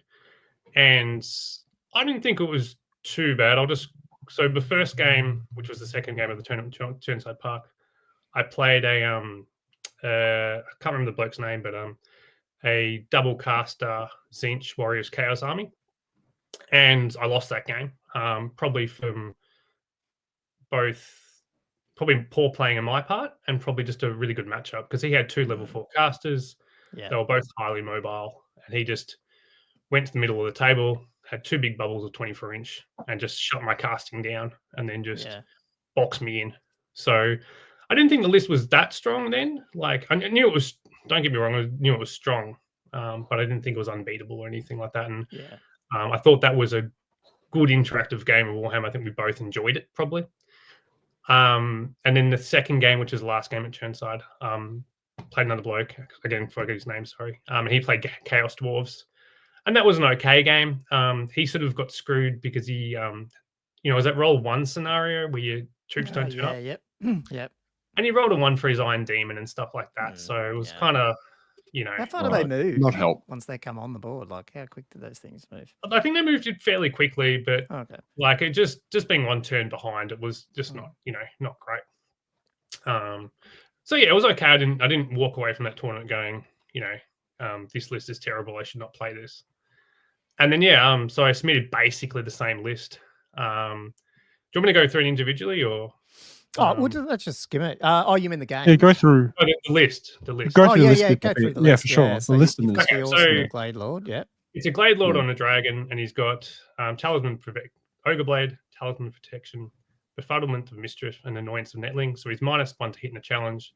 He lowers your opponent weapon skill and initiative by 1. So he's big and beasty. He's tough. Spellweaver, level 4 on a Elven Steed with the Oaken Stave, and that's a very powerful item. That's additional 3 inches to dispel and an additional dice to dispel, dropping the lowest if within 3 inches of wood. So very strong. Yeah, and really battle nice. logic. Yeah. And then a Spellweaver on level 2 Warhawk. probably a stronger one as another steed, but I've just got the model for the Warhawk, so it's a cool model. And they all go in the Glade Riders. Now, admittedly, with this Glade Rider unit, I forgot to buy them reserve move, because that can be quite obnoxious, just moving forward, casting a spell, and then moving back. Yeah. So when this goes on a Warhawk, this is flying. Can it go in that unit, or how does that work? No, I meant the level 4. Oh yeah. Oh right, Yeah, sorry, yeah, no, both right. of them. Yeah. That's okay. yeah. Cast, get out of there. Yeah, just be an asshole. I love it. Yeah. Well, maybe not, but 2 units of scouts, and the scouts are great. Brutal. 5 Glade Guards. Hagbane. Yeah, I just bought Hagbane for everyone to make it simple rather than getting confused. And, Right, just to keep it. you might switch around if Empire get anywhere in the meta next year, maybe. Yeah, maybe. Who knows? And then very hopeful, Gommo. Very, very hopeful. Yeah. And then 3 into Sisters of the Thorn, and they're pretty. Obviously, they can pick a spell. Units, classic. Yeah. Yeah. Now they weren't. I will say they weren't painted at Churnside, and I managed to paint them up between now and then, which is good. And then I added some Wild Riders with the Vanguard banner and a Treeman. So potentially, well, you can have 5 pillars of fire, and you can stay out of range, and just throw them at your opponent. And they can't really dispel it apart from unfaded, so it can be very strong and not that interactive. Yeah. But having said that, this is a very hard. It's an easy list to make mistakes on, and I think you can see in my games I probably made some mistakes. In particularly the first one. But yeah. So went to Churnside, and that was fine. I thought the games were reasonable. I didn't think they were terrible or whatever. And then I got a little bit of criticism for this list, and to be honest, when I submitted it for Axemaster, there was a resub policy. There was? Yeah. I had a spare list to go. I was actually going to play Beastman again, because this is the models I had sort of set up to travel and everything. Had a Beastman list I could switch to, which was if they asked good resub, I would have been absolutely fine with it, but they never asked. That's fine. And there were some other strong lists, and there was another list with 6 screams in it type thing. So yeah, but there were also some fluffy lists there too. So it was quite a mix of lists, I think. So yeah, I mean, it was a bit of a practice for Cancon in a way. I think the approach for that tournament, wasn't it? I think so, because it was 2,400 as well. And that does open up some possibilities for a lot of armies. 2 steam tanks if you want, 3 troll hags, which you'll see later. Things like that. Oh, really? Yeah. Okay, I hadn't seen that one. Oh dear. Probably didn't go that well, but still great army list. Yeah, and to be honest, I don't know if because I'm not going to Cancon, but if I submitted this list to Cancon, whether it would pass this, what's Cancon's? I haven't even looked because I'm not going. Is it's something like just a resub. Yeah, it's basically if your army's if it's too powerful or not interactive enough, you might be asked to resub. So it's just the interactivity thing more than anything, I think. And by the way, you have looked, Gommo. We went through the Cancon pack at length just last week. Oh, we did too. That's right. I think it was because it was so there wasn't any. I think it just there wasn't really. It was really just comp. So you sort of like, that's right. Just like Axemaster, really. But yes, we did go through. Very subjective, but also quite Axemaster was a copy of it. Yeah. Anyway. So it's a 3-gamer. So who'd you get up? Well, how'd you? I mean, I've got it up here now, so I've probably spoiled the. You're kind of spoiling it a little bit, so that's a big fat spoiler. Jeez, did you? Get that off. Did you? Yeah, get rid of it. Did you? What was your first game? So my first game was against another James, and he was playing Vampire Counts. Is that you can see it on the screen, I assume? Game's off. We got your picks up now. Yeah, well, the picks there. Yeah. There's people that'll be listening to this as well without the Yes. video, like so people downstairs in a podcast as well. So and I think I've got his list, but I don't have the other people's list, but I can generally run through it. He had a bit of a so here you had Vampire Counts, Master Necromancer on a Mortis engine, level 4, Spell Familiar, Skull Staff, Talismans of Protection, 2 Toon Banshees, a Vampire Count with a Dark Acolyte, Master of the Dark Arts, Abyssal Terror, a level 2, Illusion, and a Great Weapon, Law Familiar, Crown of the Damned. a Right Lord, Battle Standard Bearer, the War Banner, and a Great Weapon, Charm Shield. Sorry, I'm just arguing with my phone. Some Crypt Ghouls, or 2 units of 10 Crypt Ghouls, 2 units of 5 Dire Wolves, 21 Graveguard, some Fellbats, 7 Blood Knights with Drilled and Full Plate, and 3 Varghasts. And that was his list. So, yeah, you can see in the photo, got the Dire Wolves on the left, and then Vargheist, and then he's got his Blood Knights in Drilled, more Vargheists. Now, for his Vampire Count on Abyssal Terror and his Mortis engine, he had these quite unusual 3D prints. They were really cool, but they were sort of like a horse coming out of water and stuff, and he painted them all blue. Really, really cool. So yeah, I think he's his Mortis engine in the center, but it's really these bodies sort of coming out of the water type thing. Correct me if I'm wrong, Andrew. I mean, Josh, you can see the pics here. Did Andrew play this army in one of his games ages ago? Do you remember there was that one with the drilled Blood Knight things that came out? It looks the same. Or someone. I remember the drill Blood Knights, but I don't remember. I remember this weird thing coming out of the. Maybe it's the same 3D print image. If Andrew was here, he would tell me, obviously. But yeah, he would. I remember that model. And James is a pretty good and experienced player, so yeah, wouldn't be surprised if it's seen. And then on the you got the big block of the Graveguard, and then you've got the Abyssal Terror again with a printed 3D horse coming out of the water and things, and then some bats at the back, and then you've got some Crypt Ghouls as well. So that was a setup. Do you want to go to the next photo? Ooh, sorry. Yeah, James did go to Moab, so I think it was. Yeah. Sorry, I was Andrew played him. Yeah. And James is a lovely bloke. He's very experienced, and certainly he was. Actually, I did ask him at the start. I was like, "I've got this army. It's very strong." You know, because I did actually think I could not take Pillars of Fire. You know, to tone it down a little bit. Yeah. And he was like, "No, man, just play it. I'm absolutely fine." You know. So I was like, "Okay, so sure." And just going sort of, I'll go right to left here. So on my deployment, I've got Wild Riders, got the old models, and then on the hill, I've got some Scouts, and then some Glade Guard, and Glade Riders. Then my Dragon, and then the white ones are the Sisters, and then I've got some more Glade Guard. Yeah. Sisters, and again Sisters again, and then the Eagle in the corner. And it was that not sure what mission it is, but it's the one where you have to pick the reserves to go on the left or right. In the secret one. Nice. Is that the original Forest Dragon, by the way? That looks very pretty. That is a recast of the original Forest Dragon. That's a recast. Nice. I love it. It's a skinny one. Yeah, it looks good. Yes. Just the price of the new one is. No, I'm all for recasts. That's fantastic. Yeah. So the original one would be ridiculous. Yeah, exactly. So I think there's one on Troll Trader right now for like €250 or something. Wow. Yeah.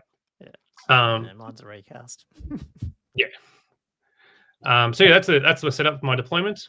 And yeah, I found that mission a little bit cramped type thing. Just with not being able to use 1/4 of the board. So we'll go to maybe the next slide. I think. Does that mean you whacked? What did you whack in that reserve? Is that 2 Sisters? I put a unit of Sisters and the Eagle in the reserve. The Eagle. Okay, right. The other one's right next to it. Yeah. And I vanguarded my Wild Riders off onto the immediate right hand side to take up a bit more room. Yeah. I thought the Vanguard banner was kind of good on the Wild Riders being Frenzy. Like if you've got a really bad matchup, you can just turn them around as well. Yeah, true. Makes them play much more like they were an 8th ed in a way when they had Vanguard for free. Yeah, I mean they're just fast carrying an 8th ed. Yeah, I'm not sure if they got. I never used them, but never use them properly. But you could Vanguard with him in 8. Yeah, I remember doing it. But you couldn't charge if you Vanguard. Then. That's it. Yeah, you can't charge. Yeah. But you'll kind of see like you can charge in the old world if you Vanguard. Yes. What are you saying? Yes. Yeah. Oh, so many little rules to remember. It's so annoying. Okay. Yeah. That's ridiculous. So and sorry, go on. And James got first turn. and maybe next slide. I think we've got. Oh, yep. I'll pop it on. So yeah, James got first turn, and this is and basically he just moved up. He moved his. You can see here the blue-looking ones. That's his Mortis engine and his Abyssal Terror, and they're just a level 4 and a level 2. But he gets a bonus, providing 2 really big bubbles of Dispel, and they basically shut down my sisters. And I don't think I actually cast any Pillars of Fire in this game at all. Wow. Oh, no wonder he wasn't worried about you picking them. Yeah. Yeah, whatever you want, mate. You won't be casting anyway. I think for all the criticism of the army, that's certainly this is 2 games in a row, or 2 games that I've experienced where you really just get shut down. You know, is that, and to do that though, that's pressure. You got to get up there in that dispel range and just. well, if it's 24 inches, it's not that. Don't have to move. Yeah, in this case, you don't have to. Yeah, that's true.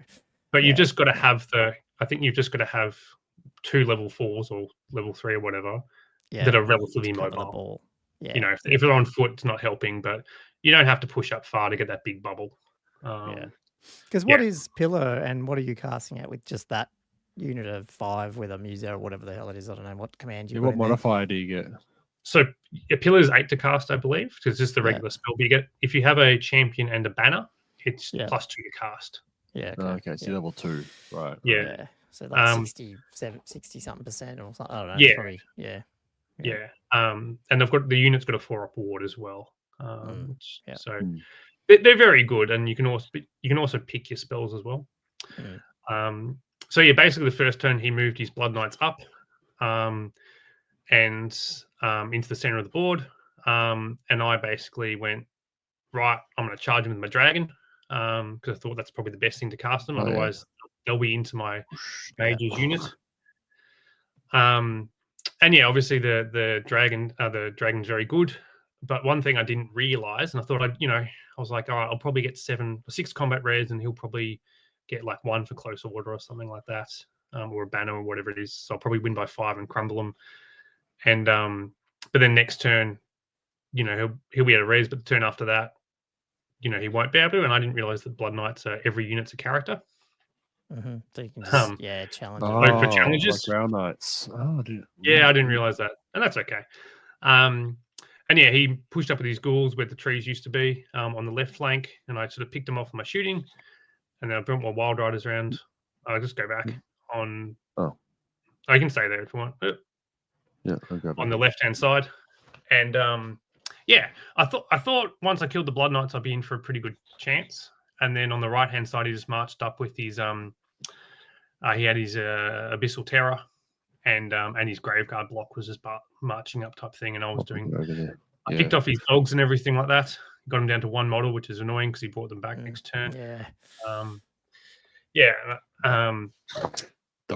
back. So I got him down to 1 and straight back up, but he managed to kill him eventually.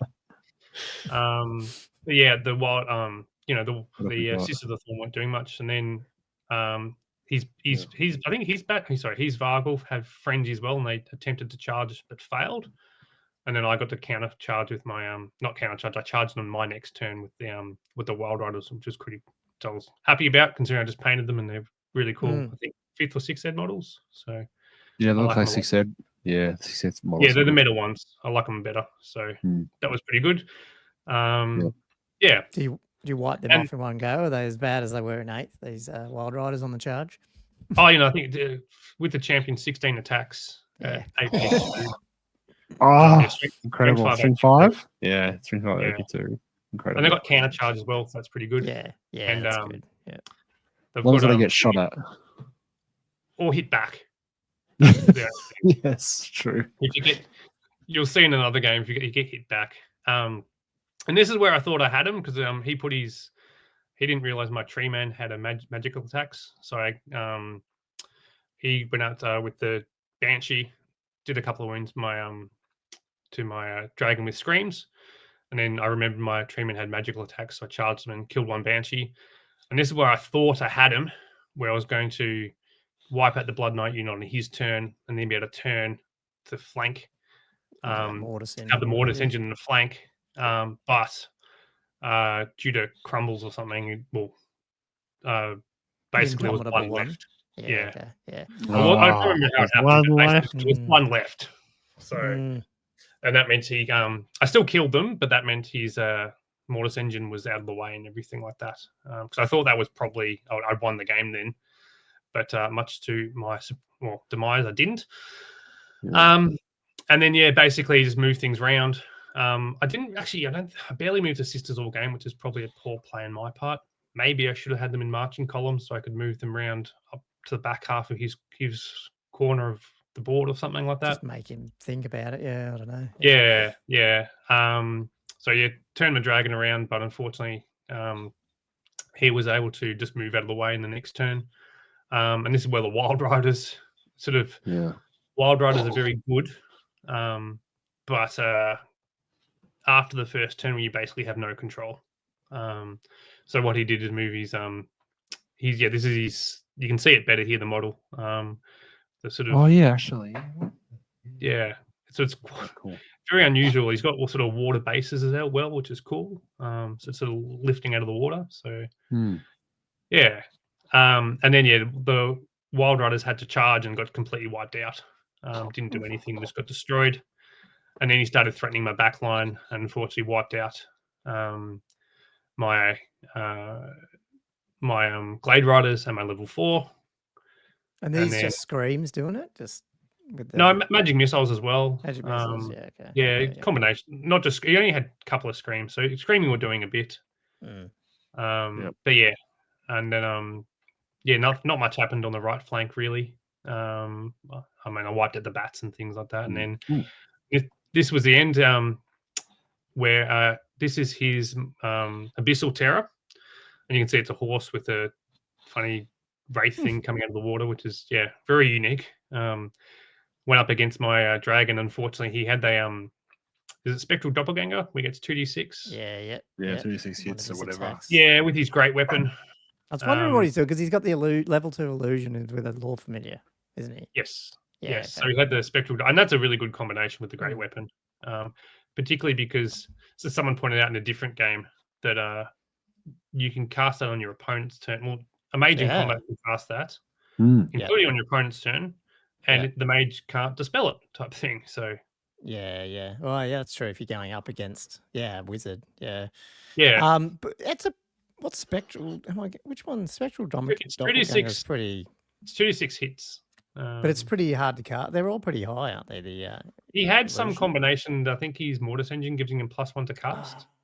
It does, all the buffs that they get. I think his level 3 was acting as level 4, and his level 4 was acting as a level 5. I believe. Wow. Okay, that's a good combo. So, it was quite a good combo to shut me down, type thing. It's a 9-up. Yeah. But I think it was a +5 to cast, so it wasn't that bad. Yeah. And, so you're not going to pretty reliable. Yeah.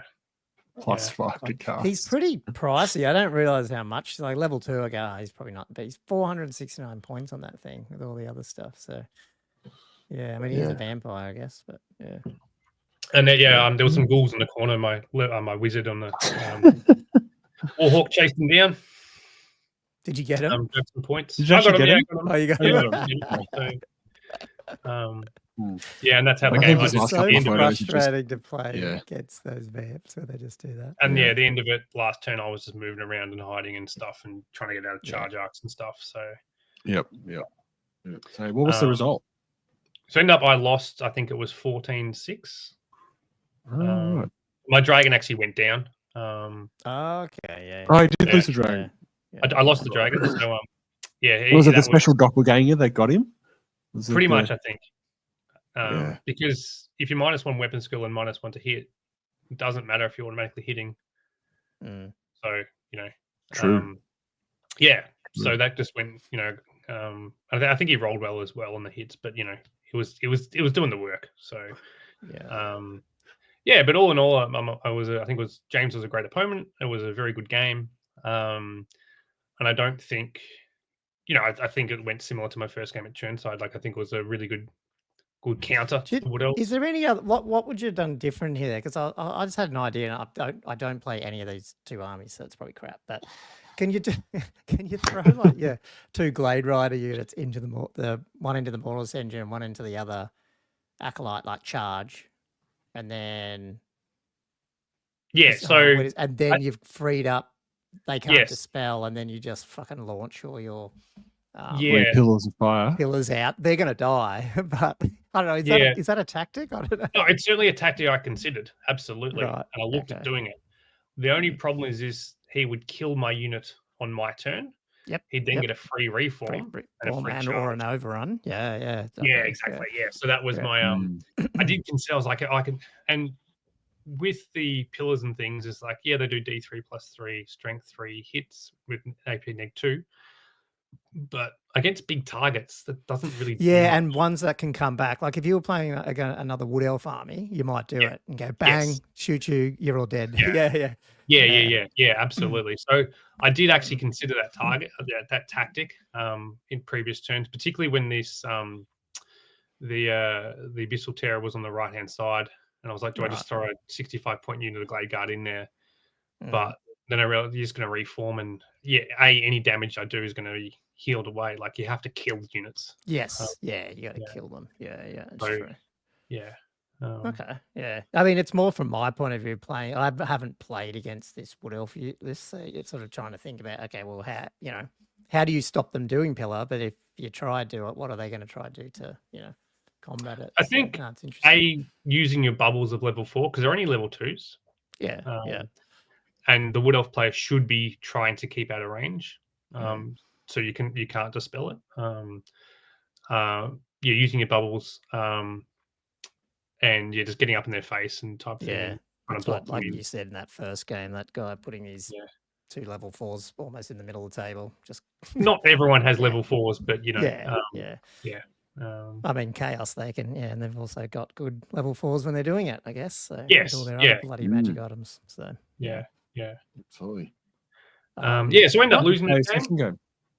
And I felt two ways. I kind of going into the tournament, like, I didn't want to play my list against a really fluffy list. So I was kind of hoping to win. Like, if I took if I took this list up against the top lists, the top tables, and had, really hard fought games and things. So it was a bit unfortunate. Like, obviously you always want to win and stuff, but, that was I was a little bit concerned about, but, it was still a really good game. James was a great opponent, and he certainly taught me some rules there and, helped me out. It was really good. But, and that was a similar experience I had in Churnside. And obviously he won. He actually, to give some spoilers, he went on to win the tournament. He was a very good player. Nice. Do you want to go into the second game? So my second game was against Chris. I think most people know Chris. I've seen him around tournaments a fair bit. I think he won the 6th Ed tournament recently or something like that. I think he. I'm trying to remember. Did he win Cancon? Chris Penwarden? That's Penwarden, isn't it? Yeah, he actually won. Yeah, the Rise of the Llamas. He said tournament that was the week before. Was that one? Yeah. Oh, okay. Right. Yeah. I couldn't go to either. I've been missing. Did he win Cancon this year when we were who? He was up there if he didn't. No, I don't think he won Cancon. Oh no, it was probably what's his name? The other. Greg. What's his name? Greg. Did Greg Johnson win it or something? I'm not sure, but I've pretty sure it was someone who brought Wood Elves, one of the Drycha lists, I think it was. Anyway. Right, yeah. Anyway, I've seen Chris around a fair bit. Never actually played him though. I've seen him at 8th Ed tournaments and 6th. He came to Bendigo. He's been to Uprising as well a few times. Yeah, I've seen him around a lot. Never actually played against him. So I was get up against his Tomb Kings, and this was probably more of the way this sort of panned out was probably the general criticism of this list. It wasn't probably the most interactive or fun game for either of us. So it was the battle for the pass, so bigger thing, and basically bigger gap between us, and I could sit back. And so you can see here I've got some sisters and then archers on the hill, got my dragon in the middle, more sisters, treemen, and then my glade riders in the forest to get that buff to my wizard. And he was on the other side if you want to go to the next. I don't think I've got his list here, but I'll try and go through it. So you've got some Ushabti, and he didn't take the bow ones. He took the weapon ones. The normal ritual blade ones, two lots of 3 of them. Yeah, I've got them here. Yeah. And he's got you got the list too, and he's got some. Would you want to go through his list or? Yeah, he's got a level 4 High Priest, Dispel Scroll, Heretic Jar, flying on a flying carpet with Elementalism, and then he's got a Toon King on foot with an Ogre Blade and Talisman of Protection, Necrotech with the 5+ item for Ward Save, Ruby Ring, Royal Herald with the Desert Winds banner, the what's it called? The reserve move one. 3 new units of 5 Skelly skirmishers, 36 skeleton warriors with phalanx, 20 tomb guards. So I mean, this is infantry tomb kings, you know. Icon of the Sacred Eyes, they're not poison, drilled tomb. I mean, that tomb guard unit's scary if you get in combat with it. Yes. With the dude in it, and then 2 tomb swarms, 3 carrion, 2 tomb scorpions. Yeah, they're sharp with ritual blows, 1 casket, 1 screaming skull, 1 necrosphinx. So like a pretty infantry slash what would you call it? Almost like bits of every part of the army book, if you know what I mean. Like it's a mixed. Yeah, mixed arms. Feels like he's been still in 6 ed mode. Still in. Yeah. And certainly there's a few things I was expecting the Scorpions to have the ambush thing in Tomb Beneath the Sands or whatever it is. He didn't have that. No. Yeah. I expected his Sharptie to have the bows because they're like really strong. But he just had great weapons. So he set up back there and he had his tomb casket and his screaming skull. And I can't remember who went first. But basically started moving forward. There's the other side of my board. This has have your deployment. And there's above you. So fair bit of distance between it. Now his Casket of Skulls is on that hill there, just sort of on the back edge of it because the model didn't fit properly. And he started moving up with his big block of Tomb Guard near that. He had the 3 characters in there. And that was a scary unit. So I put you can see my pillars up here. And I just sort of sat back because I was a bit scared of the casket. Maybe I shouldn't have been. I should have just because is the casket a leadership test or a spell? It's a spell, isn't it? Yeah, it's not technically a leadership test. But you take it on your leadership -2 and anything you fail by. But it's a bound spell, isn't it? Like yes, one wizard bound spell. Yeah. So I probably should have, in hindsight, moved my wizard up more aggressively and tried to get within dispel range. And because I basically decided to think, I can outshoot him here. I'm just going to sit back and let him come to me. And that's basically how the game happened. So I just sent all my pillars through the Scorpion, the Shabti, and the Carrion Bats things, and just pinged those off. And sorry, I misquoted. I was talking about 6 ed. It is a leadership test with the debuffs, but if you fail it, you get the big magic missile versus the crappy magic missile. So, yeah, but keep going. Can you dispel that with your wizard, or is it a leadership test? Like, is it? No, you can. No, yeah, it's a spell, so you can dispel it. Yeah, I probably should have tried to get my level 4 within dispel range, but I didn't. I just sat back. Yeah. And then basically, I mean, not a huge amount happened in this game, so you can keep on going forward the slides. He just wouldn't be able to get across the board even with that reserve move, and you could just is that right? And you just stay out of range. He decided not to, basically. So he baited my Wild Riders into him, and the Wild Riders did have with their 16 attacks. That Tomb Guard unit was really tough. Them buffed everything, and they did 0 wounds, which I was a bit surprised about. I was trying to set up like a double or triple charge with the Wild Riders and a Dragon, and maybe a Treeman all at once. I thought maybe I could destroy that unit then. But they went in and they just did nothing. Wow. So what did he have up on that unit? Because I remember I had a 20-something Tomb Guard unit that got hit in the face with Orc Ball Boys that wiped them off. He just wiped me. I think I just rolled badly, to be honest. He had +1 weapon skill and things, but it just just rolled badly, to be honest. And head regen and stuff. And I kept on putting my pillars through that unit, and it just basically did nothing. I pinged off his small unit, took his archers off the hill, took out his Tomb Scorpion. And then this is probably the final or second last turn. He bought his Sphinx, what's it called? The big monster forward. Yeah, Necrosphinx. Yeah, Necrosphinx. And I, if you go forward, I sort of charged it just out of sheer boredom. So what'd you charge it with? The dragon? Or The dragon. Yeah, and I knew it had a single Yeah. attack with single monster slayer attack. Yeah. So I knew there was some risk, but I was just kind of like, basically all of the pillars of fire would go through this big unit, and he'd just raise it up next turn. And then he was getting to the point where he wasn't even actually moving the unit; he was moving it sideways and backwards and things. So nothing really happened.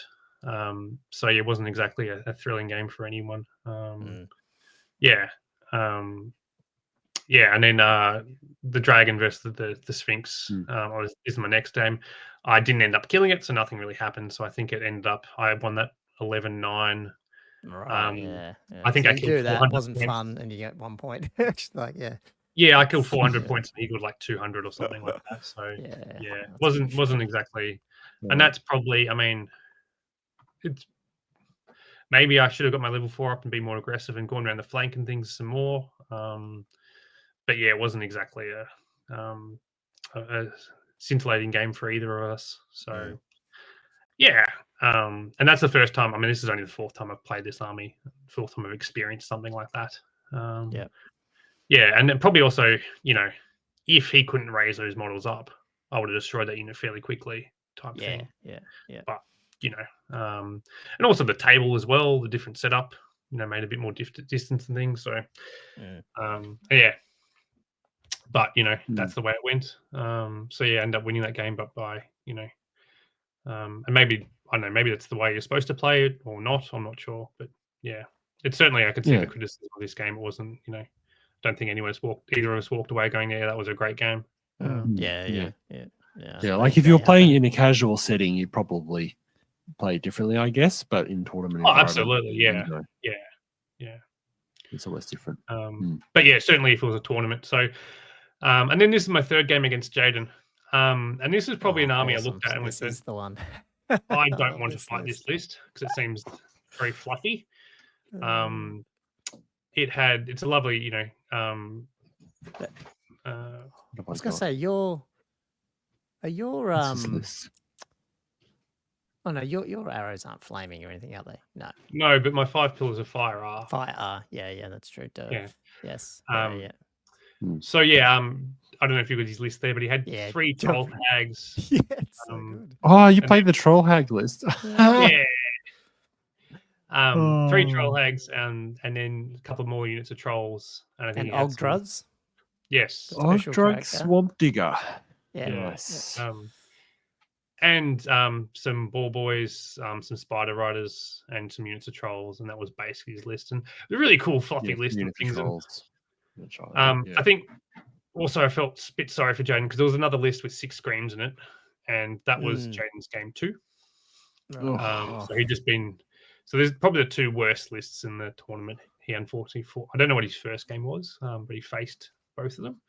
So yeah, and actually I decided not to take Pillars of Fire in this game. I took Windblast, just something different because I'm not entirely convinced. I mean, there's probably smarter people who disagree that Pillars of Fire is the best spell to take, and that's one really good thing about the Sisters is you get to pick it at the start of the game.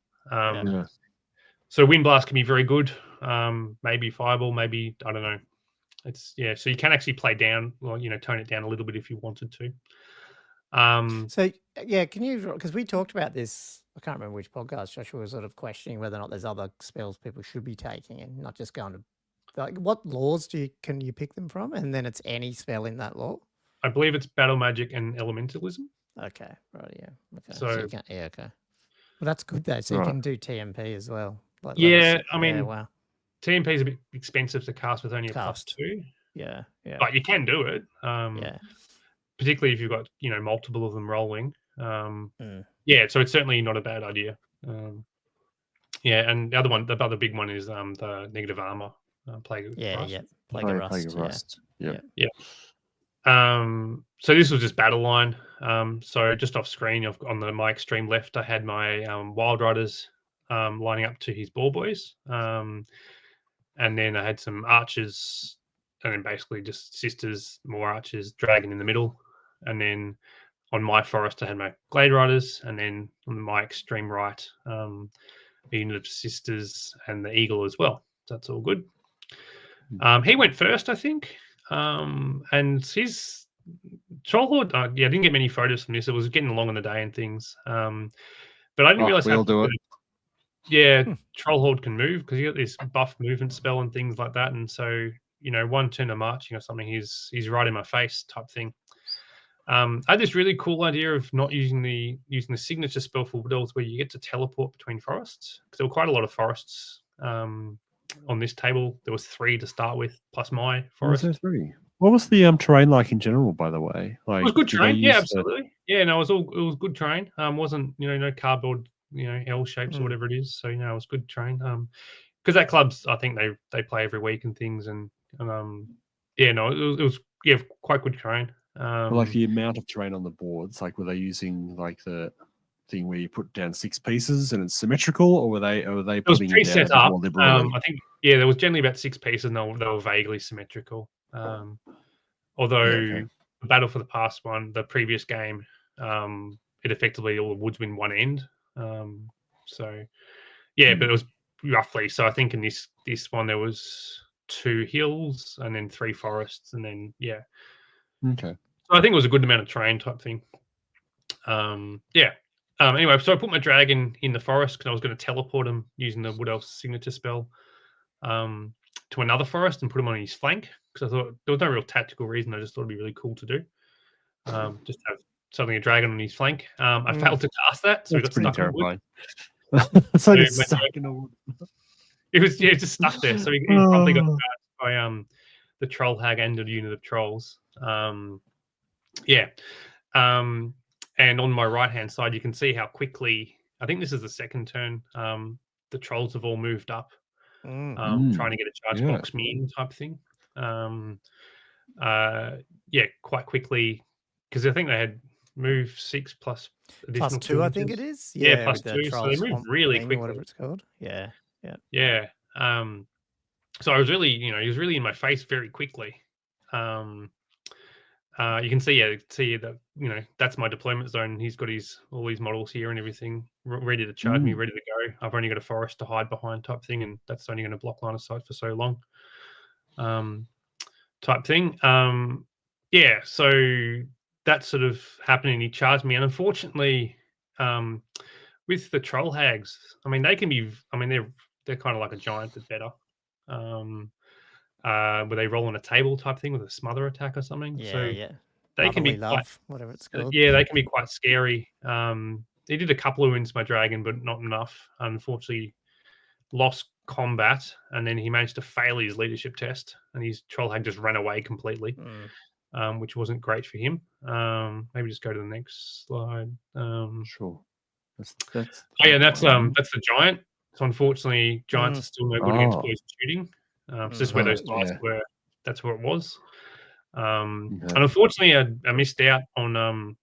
We had a really good combat between our 2 frenzied rider units of my wild rider. Because these orc ball boys are actually frenzied guys, really. And they've got counter charge as well, and it was a really good matchup. Except I just had more attacks and more initiative, and just killed his front rank, and then just wiped him out type thing.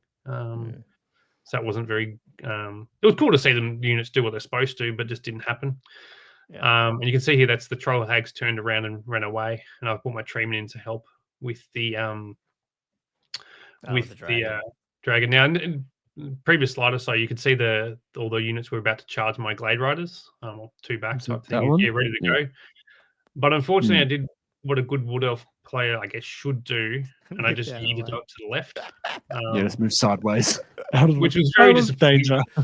Yeah, this is very disappointing for him. I think just realizing those skirmishes move. Just wood elves. That's what wood elves do, unfortunately. So I just yeeted off to the left of the board, and pretty much that's what my entire army did. I took over the left of the board. You can see that they're moving across, and my dragon's just sort of in the middle, and then kept on throwing magic missiles and archers and stuff. This is actually my sister's got trapped, and Jaden was also having some really bad rock. Like he failed his leadership test for the mother, and then I think it was these. I think it was 4 trolls. I don't know if they're stone trolls or whatever. Charged my my sisters of the thorn. So they got to stand and shoot, and maybe did 1 wound or something. And then they beat them in combat. And so yeah, he had like done I think 12 attacks with great weapons or something like that. And you know, I had my 4-up award, but yeah, he ended up I think he killed 2 or killed 1 or something like that, and entirely lost the combat. So he got them on the next turn, but that was he just wasn't rolling well, unfortunately. So felt a bit sorry for that. But yeah. Because particularly I actually positioned quite badly here. Because if I fall back in good order, I would have spent off the board completely. Yeah. So he got that charge in though. Like he got that charge in either this turn or next type thing. I probably should have done it. So that the river, the hag at the top of the picture there, is that the one that ran away and it's rallied, or is that a different? I believe so. Yeah, he did rally. Yeah, he had 3, so it's a little bit hard to tell. Yeah, yeah. So yeah, my if you keep going through the slide, my dragon just ended up fighting I think I ended up killing one of the hags, and one of the hags ended up killing my treeman. And yeah, I basically just moved all my troops to the left-hand side, and yeah, I ended up winning that. I think 15-5. I think so. Yeah, nice. Yeah, and you know, on reflection, you know, obviously, I don't think the pillars made a huge. I didn't have that many pillars at all. I think I had 1 or 2 or something. It didn't make a huge difference to the game. But it was just I played like a wood elf player should, which is you know run around in circles, run away from you type thing. So you know, which can be you know the last I think 4 tournaments I've played wood elves type thing. I played against wood elves, sorry, I should say, and I can certainly understand that frustrating game type thing of just always trying to get the charge and just being out of arc, and I think you got them, and it's just so yeah. But the point is, I mean, they're so fragile. If you catch them, you know that's the thing. Like, exactly. Very... If you catch them, you kill them, type thing. But it's just a matter of catching them, type thing. So, it is. Yeah. So yeah, I feel like he sort of tried the right thing, but he maybe was just slightly. It's almost like slightly too aggressive. Where it's like you need to keep your arcs out wide enough that you can't get out of them. But I guess that's easier said than done. Yeah, especially when the forest is in the way. I should say well, that's the thing. The forest in the way, but like with the big units of trolls, you've probably got a fair bit of like width. And effectively, he did on his left flank. He I think deployed 2 or 3 units of trolls and the 3 hags, and then on his right flank, all we put was a unit of orc boys, a giant, and the spider riders, which I pretty much took off first turn type thing. Yeah, and then you got the whole side of the board free. The whole side collapsed. So it's a hard one. Yeah, I don't know. Like maybe it was a bad match to start with. Yeah, if you're on the mountain pass one, it might have been a lot worse for you. Yeah, that would have been probably a lot worse type thing. So yeah. But you know, so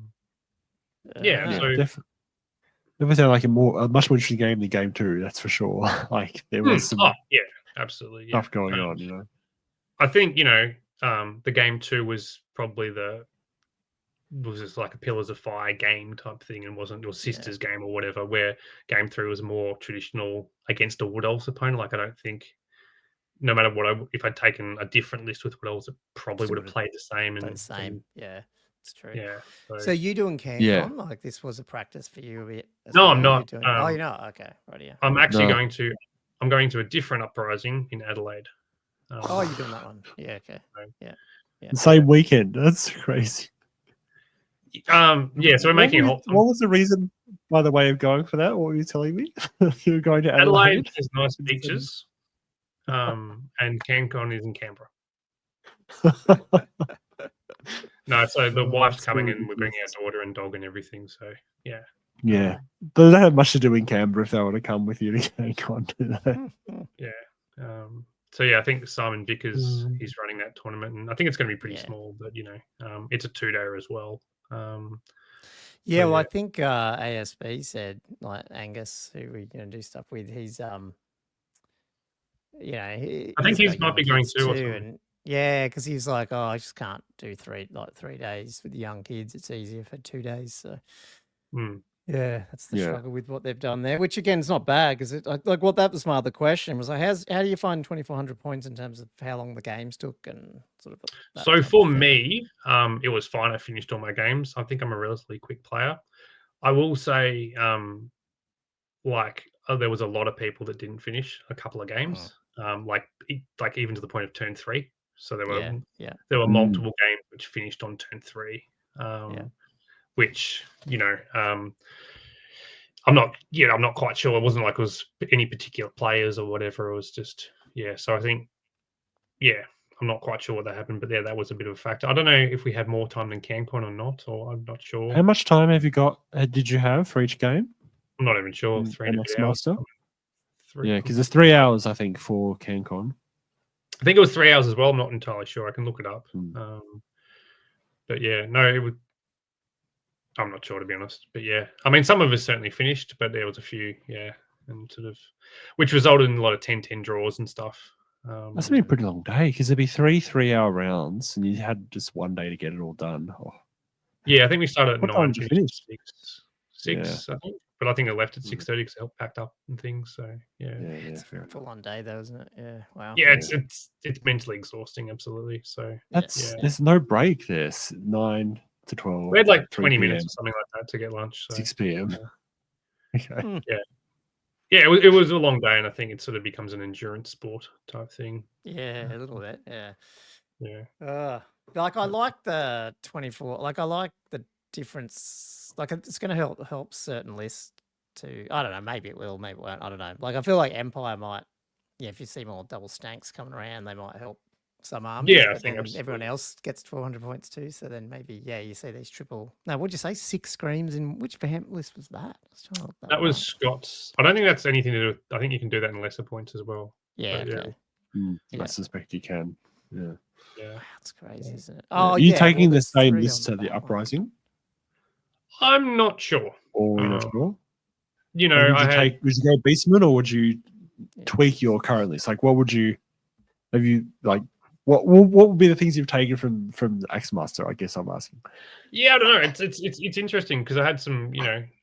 I've played this list 5 times, and it wasn't until game 4 where I really should have had a game where I was like, oh yeah, not so. It's interesting. But maybe if I played better, I could make it more interactive or something. So I'm not entirely sure. Certainly, I would like to try it's also what I've got painted and assembled type thing. Like I'd like to try Warhawks. I'd like to try maybe the Great Stag with a general on it type, or a captain on it or something. War Dancers are cool type thing. So maybe more Glade Riders. But again, you get to the sort of thing where it's like they can be not very interactive if you play well type thing. So I think with Wood Elves, I think if your opponent beats you, they have a good game. But there's a good potential if you play well, they're just not part of the game type thing. You just dance around and be frustrated. Yeah, so certainly. Absolutely. Yeah. And it'll also be interesting to see with the rankings type thing. Because I feel in Australia there's a bit more of a self-comp type thing of where in overseas and things, it's a bit more, they could take more fully aggressive lists or tuned lists or whatever type thing. So just now you get the rankings and you can compare players and lists and things, whether that will be different. Yeah, it's a good point. Yeah, I don't know. I mean, you're right though. It feels like, maybe it's just I haven't run into it because I haven't played that many tournaments. But even what your list, the Triple Sisters list, I just felt like we haven't really, I don't know, haven't really seen it. Even Castle didn't have them. We had a lot of Wood Elf players and good Wood Elf players, but they weren't spamming that to do do pillars everywhere. Whereas over in the UK, that's all maybe they were talking about. Yeah, well, and that's what I found kind of interesting too. I was sort of getting criticism for it. It's like, well, have you actually ever played against this list? Have you seen it? Or you just heard about it and you assume it's going to ruin your type thing? So I'm sure people have. I just it's not like all the Wood Elf ones I saw win in or got placed. In Australia, at least, it didn't seem like they were going crazy for the pillars. There would have been a few, but not like. Oh, I think 1 or 2, but it's just tuned down a little bit. So but it seems to be more of the Australian way. But whatever. Yeah. And look, who knows? I mean, I heard again. I mean, it keeps popping around, but the rumors that we will see something in the early year for balancing and / tournament. I don't know. People are starting to. It's I don't know. Where there's smoke, there's fire. You keep hearing these rumors, and someone's like, I think there was one the other day just saying that, yeah, like skirmishes are going to get addressed or something. So I'm like, I don't know how real all this is, but I that'll think just adjust the maybe. meta again, you know. it's going to be hard to adjust skirmishes without a full rework type Yeah. thing. Yeah. And there's that comp pack Yeah. for the tournament, the GW tournament in England, Yeah. which Didn't- sort of misses the mark entirely type thing. Yeah, it doesn't do a whole lot. Yeah. Yeah. Yeah. I certainly would like to see some changes made and toning down of things, but I think it has to be very targeted against certain things. And yeah, who knows? Nice. Yeah. Yeah, and look, at the end of the day, it's people playing square bases, and look, I think people are just going to have to put up with. Sometimes it's going to be these crazy hard lists, and hopefully the comps, the TOs will just, what type of tournament do you want? There's so many tournaments out there, they're popping up that if you don't want to play in a real hard one, you probably find something. Yeah, I think more that's toned down anyway. That's a really big factor. Is I don't want to play. Ever want an opponent that's not the same as me type thing, and whether that's where you want to play a fluffy list or a really, really cutthroat list, having that mismatch is really bad for both people, and just trying to work it out. Because I think I would have had a very different tournament experience if I had won my first game and gone up type thing, and I would have had some really hard fought games and things. Yeah, true. Yeah, because you came up against the guy who won the thing in your first round. Yeah, exactly. He was a really good player. But yeah, so I think that's like I was talking to another very competitive player who doesn't play at Old World, but he sort of says, bringing a gun to a knife fight's not fun, but he's had some really fun games where they've both had really, really tuned lists, and it's a pistol duel type thing, and you're going to get punished if you make a mistake, and that's what you want. But it's just not having that same opponent is problematic. Yeah, especially because it still feels like it's the early stages where people are still sort of readjusting a little bit. I don't know, like some people are coming in not having played so many games or aren't used to the meta. Absolutely, and they can get, and that's the thing. I mean, it's so badly early, isn't punished for it. Like this is what I don't know how many tournaments Melbourne's had that area, not a heap, and so Not when you many. have 16 people, you're going to get people who are competitive. You're going to get people who are coming in playing And around I with think fluffy lists and the 1 day tournaments as well, because you can have if you're doing a 2-day tournament, by the time you get to game 4, you're probably coming up against someone who's a similar player to you, whether that's you're there for beers or whatever, or you really want to win the tournament and be really hyper aggressive. Like it's a sort of a nice matchup, but when you're 3 games, you don't really get that as much. I would have interested to see what happened in a game between Chris and your last opponent, like the Hag Trolls versus the Tomb Kings. Would have actually been made for quite an interesting game. Unfortunately, actually, no, that would have been good, but unfortunately, Chris had to leave. He had family commitments or something like that. So yeah, that would have again changed I did think about that type of thing. Because that was one thing, is also to push my list down quite a lot, because there were so many draws. I was on the bottom table for my second game.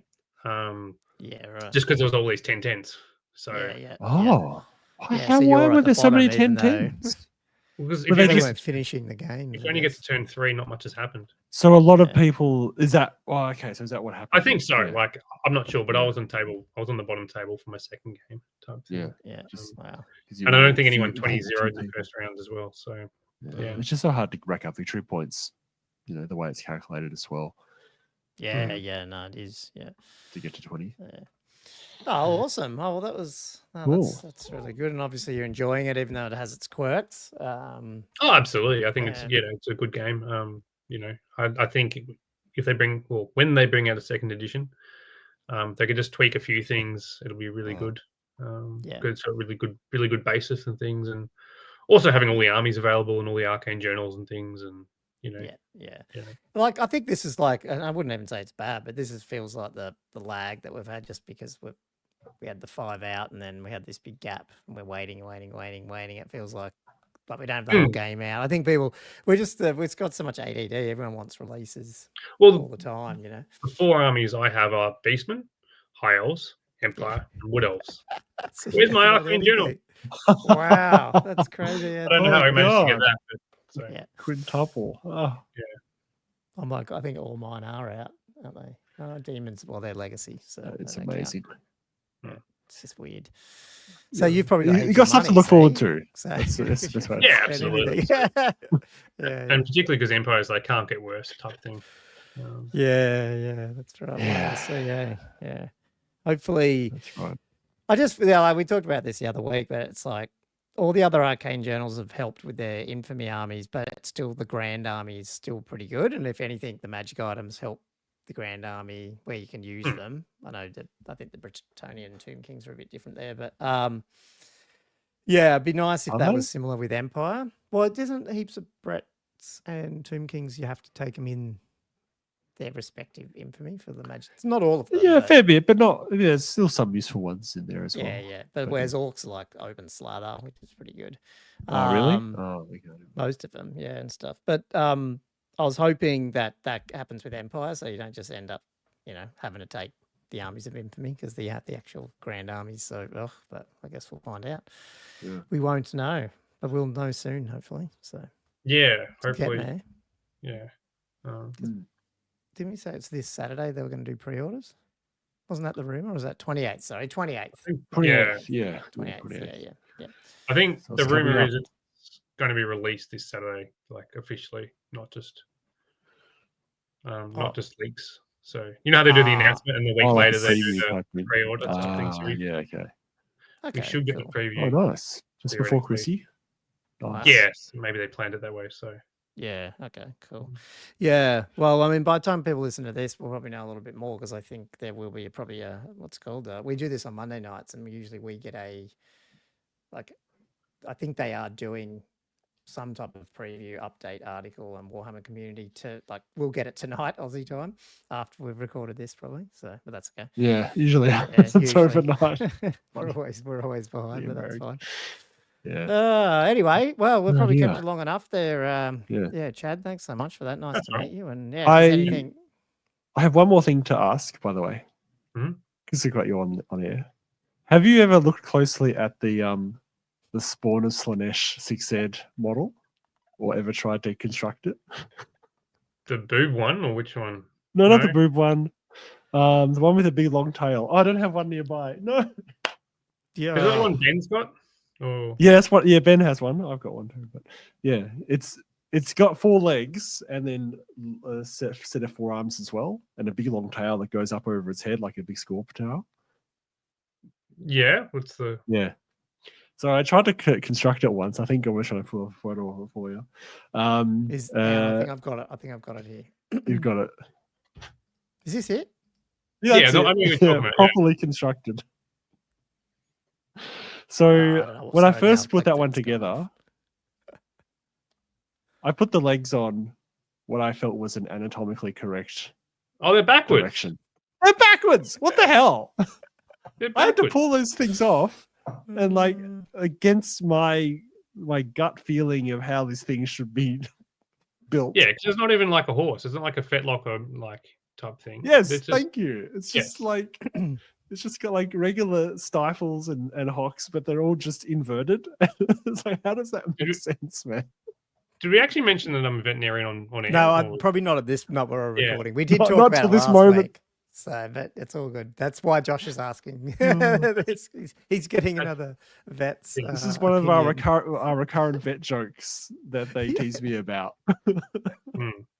'Cause I No, was that's just getting never outraged Never about mind it. this. Never mind the actual other pets on this thing with the tongues and the extra arms and Well, the fact that the It's got arms coming out reptilian the top. type thing is Yeah, freaking mammary glands. It's like the hell.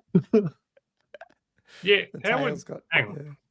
How would that even reproduce? Like, It's demon.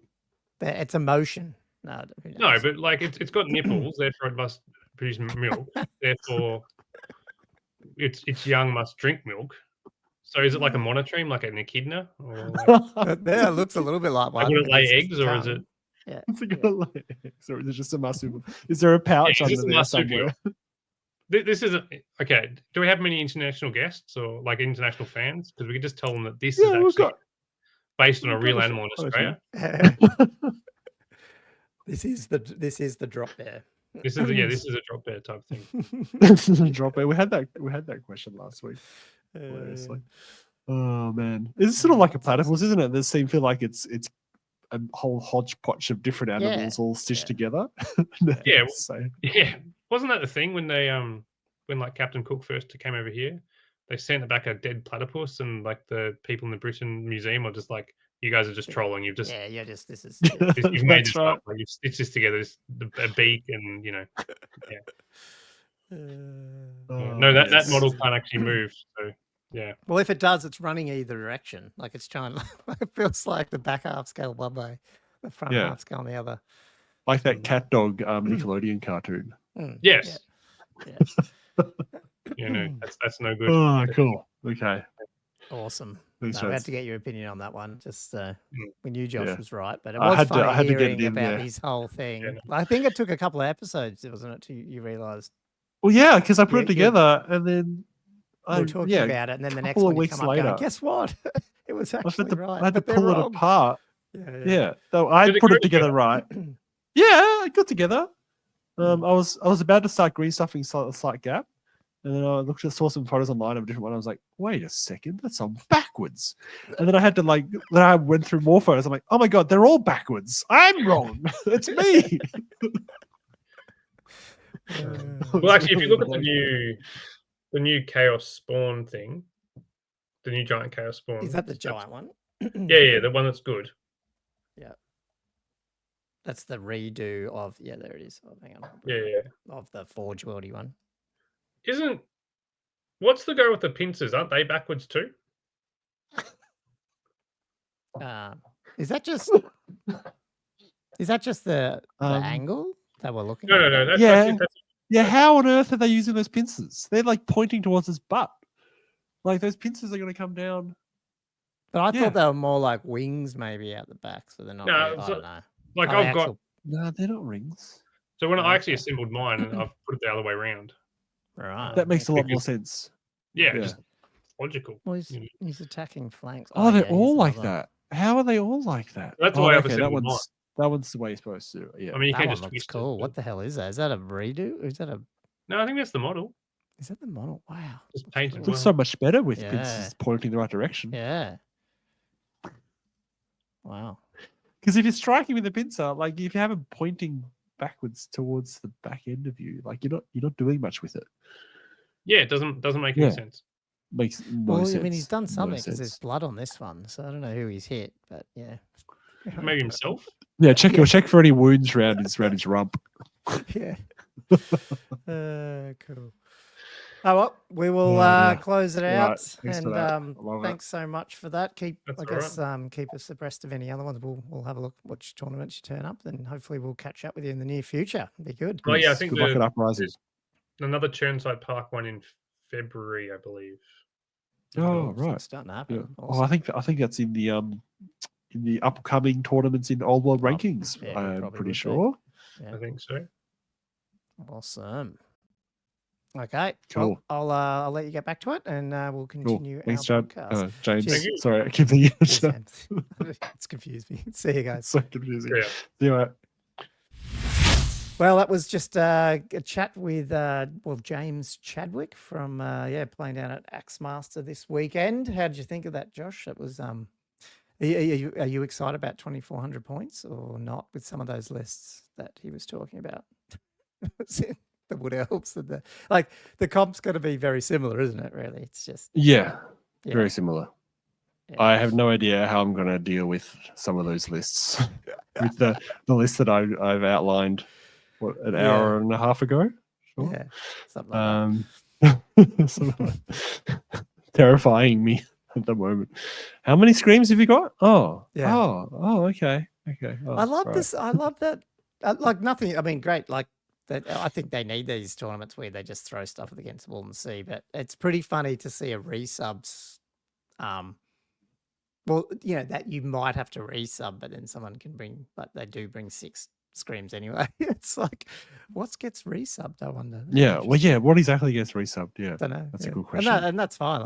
That doesn't bother I guess. me, but it's just The good thing with Cancon is they've got at least 45 tickets sold already, which means that there'll be a good wide player pool Yes. and it's over 6 games. So even if my list performs terribly against the high-powered lists, yeah. I'll end up mid-table or something, or low table, and just have And you some fun just hang games. with them. Yeah, that's true. Yeah. Yeah. That's good though. 45, and then you do have the other one, Uprising, whatever it's called. Is Uprising? No, what's the one in South Australia that I think it was he was talking Uprising. about? Uprising, yeah.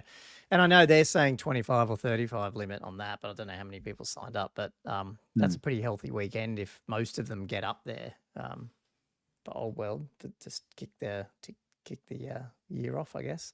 Which is interesting because if we're doing the rankings, I know we didn't talk about this, and I just mentioned rankings before, but the survey we've been running, which is supposed to shut down soon because we have to do actual other podcasts on this thing, it's looking like it's very tied, and I'm giving a bit of a cat out of the bag here, but a lot of people Heard it want here like first. a June to July type. It's 50-50, but a lot of people do want sort of like a, the year to end, the rankings year to end mid-year or around mid-year, but they Like- also want us to run the first calendar entry and actually finish it at that proper time. So if we kick that off, I don't know what it means, like if we only do half a year or not of actual tournament rankings or not. I don't know how it's going to work. So anyway, I got to talk to the guys and let people, Okay. unless we yeah. backdate it to June or July, I'm not sure what the process is. But So basically, it's going to be like a financial year is the same as a tournament year. Is what you're saying? yeah, not an actual calendar year, which I thought was a bit interesting. I thought most people might want to try keep it around the 2025 year, but I don't know. Aussies love the middle of the year, I guess. I don't know. We'll see. It's not final yet, but it just was looking that way. I'm like, oh, it makes it quite short. Like if we've got Masters coming up mid-year, So, yeah. Interesting. Watch Anyway, this space. yeah, we don't know yet. That's Right. just still ongoing, but we've got to sort that out by next year. Obviously, it's nearly 2025, man. It's crazy. Yep. Couple weeks away. Anything Empire else to coming. cover there, or No. just choose one of these armies that you chatted about earlier and Yeah, ready for I'm camp, keen I for some guess? feedback on those lists, by the way, on the Yeah. Discord or whatever, or even just Especially comment. after hearing James's lists and what he went against, and now you know what Josh might take. Yeah, give us some advice.